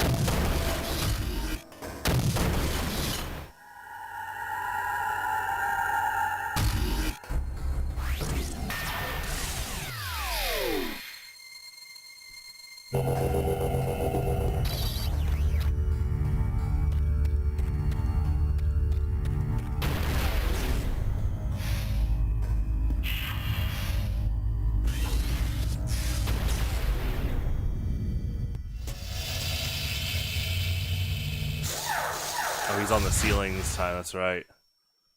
That's so cool. I think if they remade this game, have each rematch, I guess they're not rematches, have each new form of the Slench and Credifids, you fight them, and there's a Prime Hunter in the fight as well, so it's like a three-way fight. Because they're after the Octolus too, I think that'd be a lot of fun. I think this is the Slench that rolls around, so imagine like this Credifid and Noxus like rolling around. Like Noxus going both sides mode, that'd be a lot of fun. Slench 4A, the pinnacle of Slench technology. This model employs 3 synapses to transfer super-cooled plasma to the energy blasters, cryogenic projectiles, contemporarily immobilize the power suit. Just flat out has Noxus's Judicator freeze.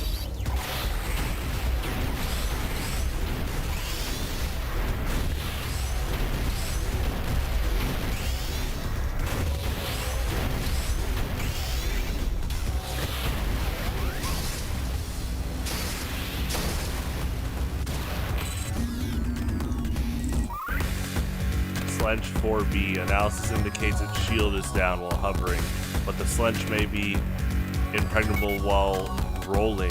Evasive action is advised.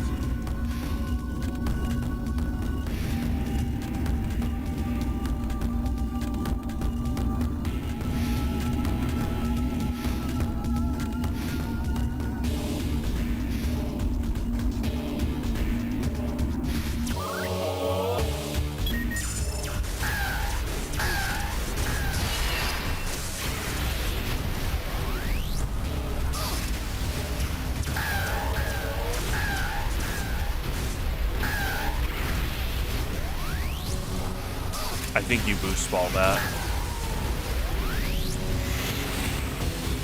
That's cool. Reminds me of the final Silex fight in Prime 4.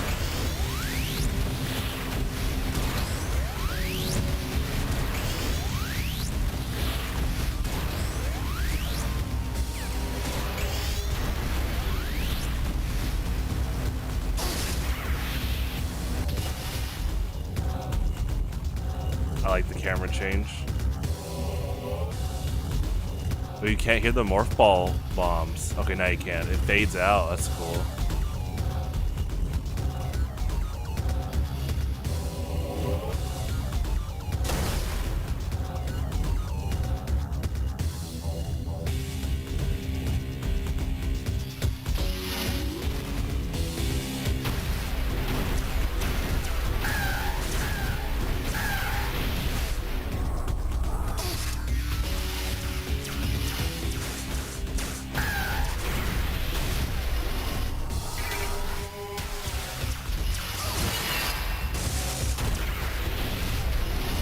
It's cool that he freezes you and then rams into you. Well, that is, yeah, even with the boost ball, that is strict timing.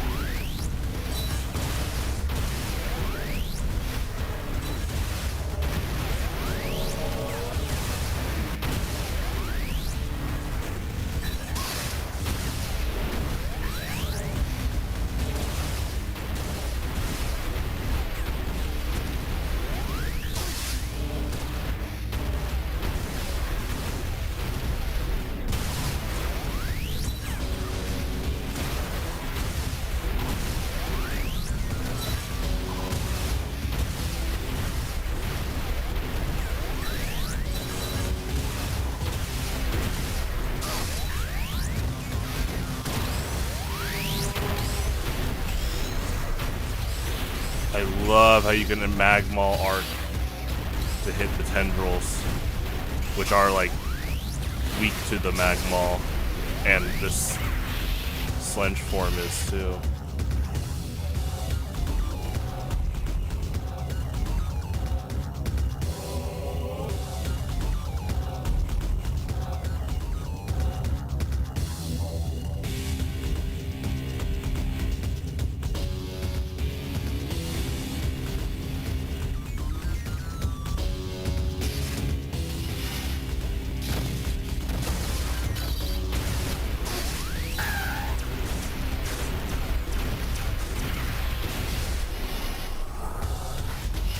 You do have a window.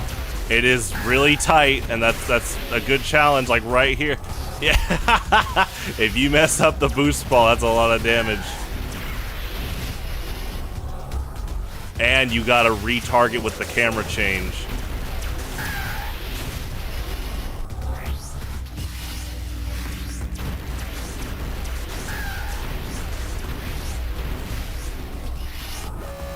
Nice.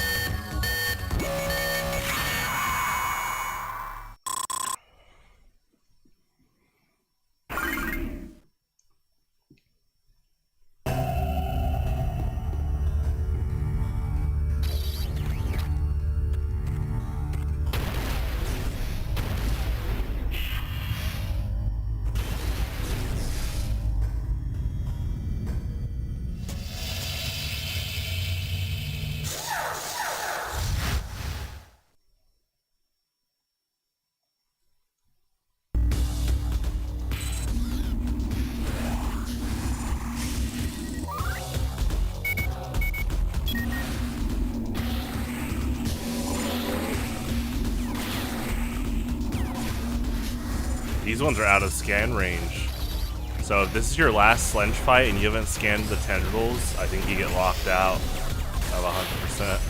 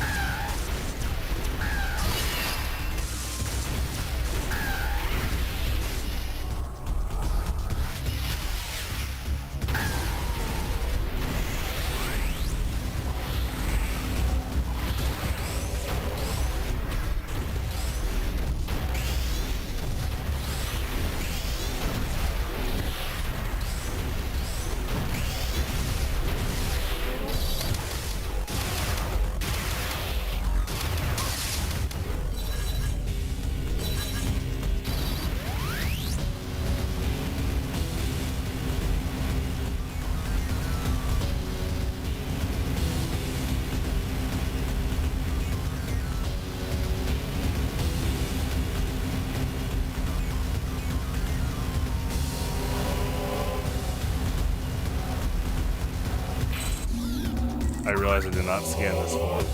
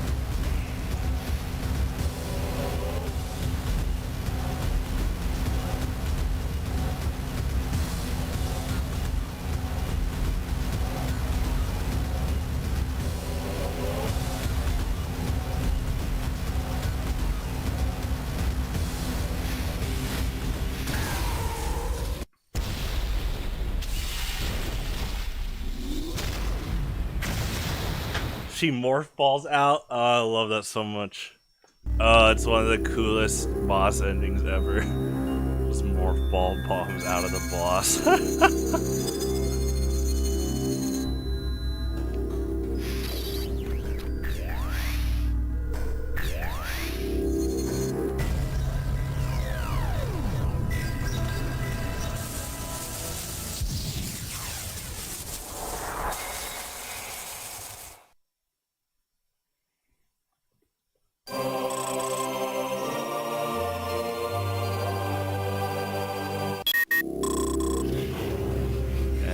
On us all.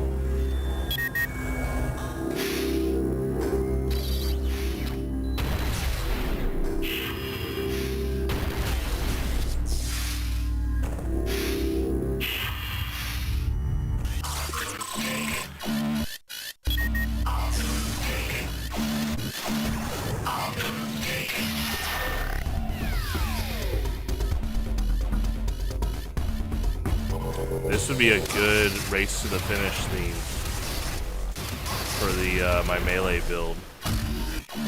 Oh, this is the opposite way.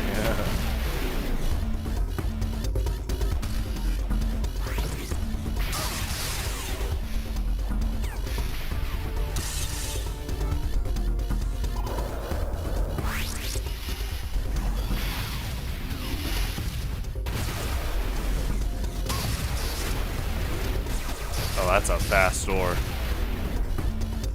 That adds a lot of challenge there.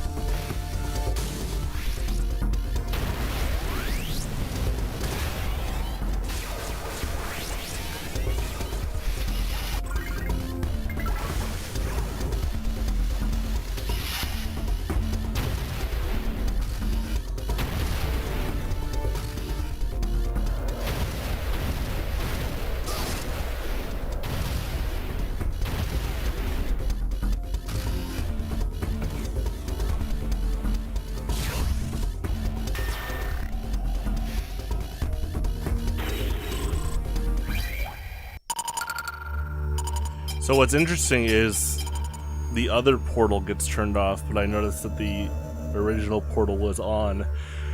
That's pretty funny. It's almost like a poison mushroom negative warp zone thing. Okay, we did save. Well, that'll be it for me. Happy 20th anniversary to one of the best games ever made. I'll be back with this game in 2 weeks.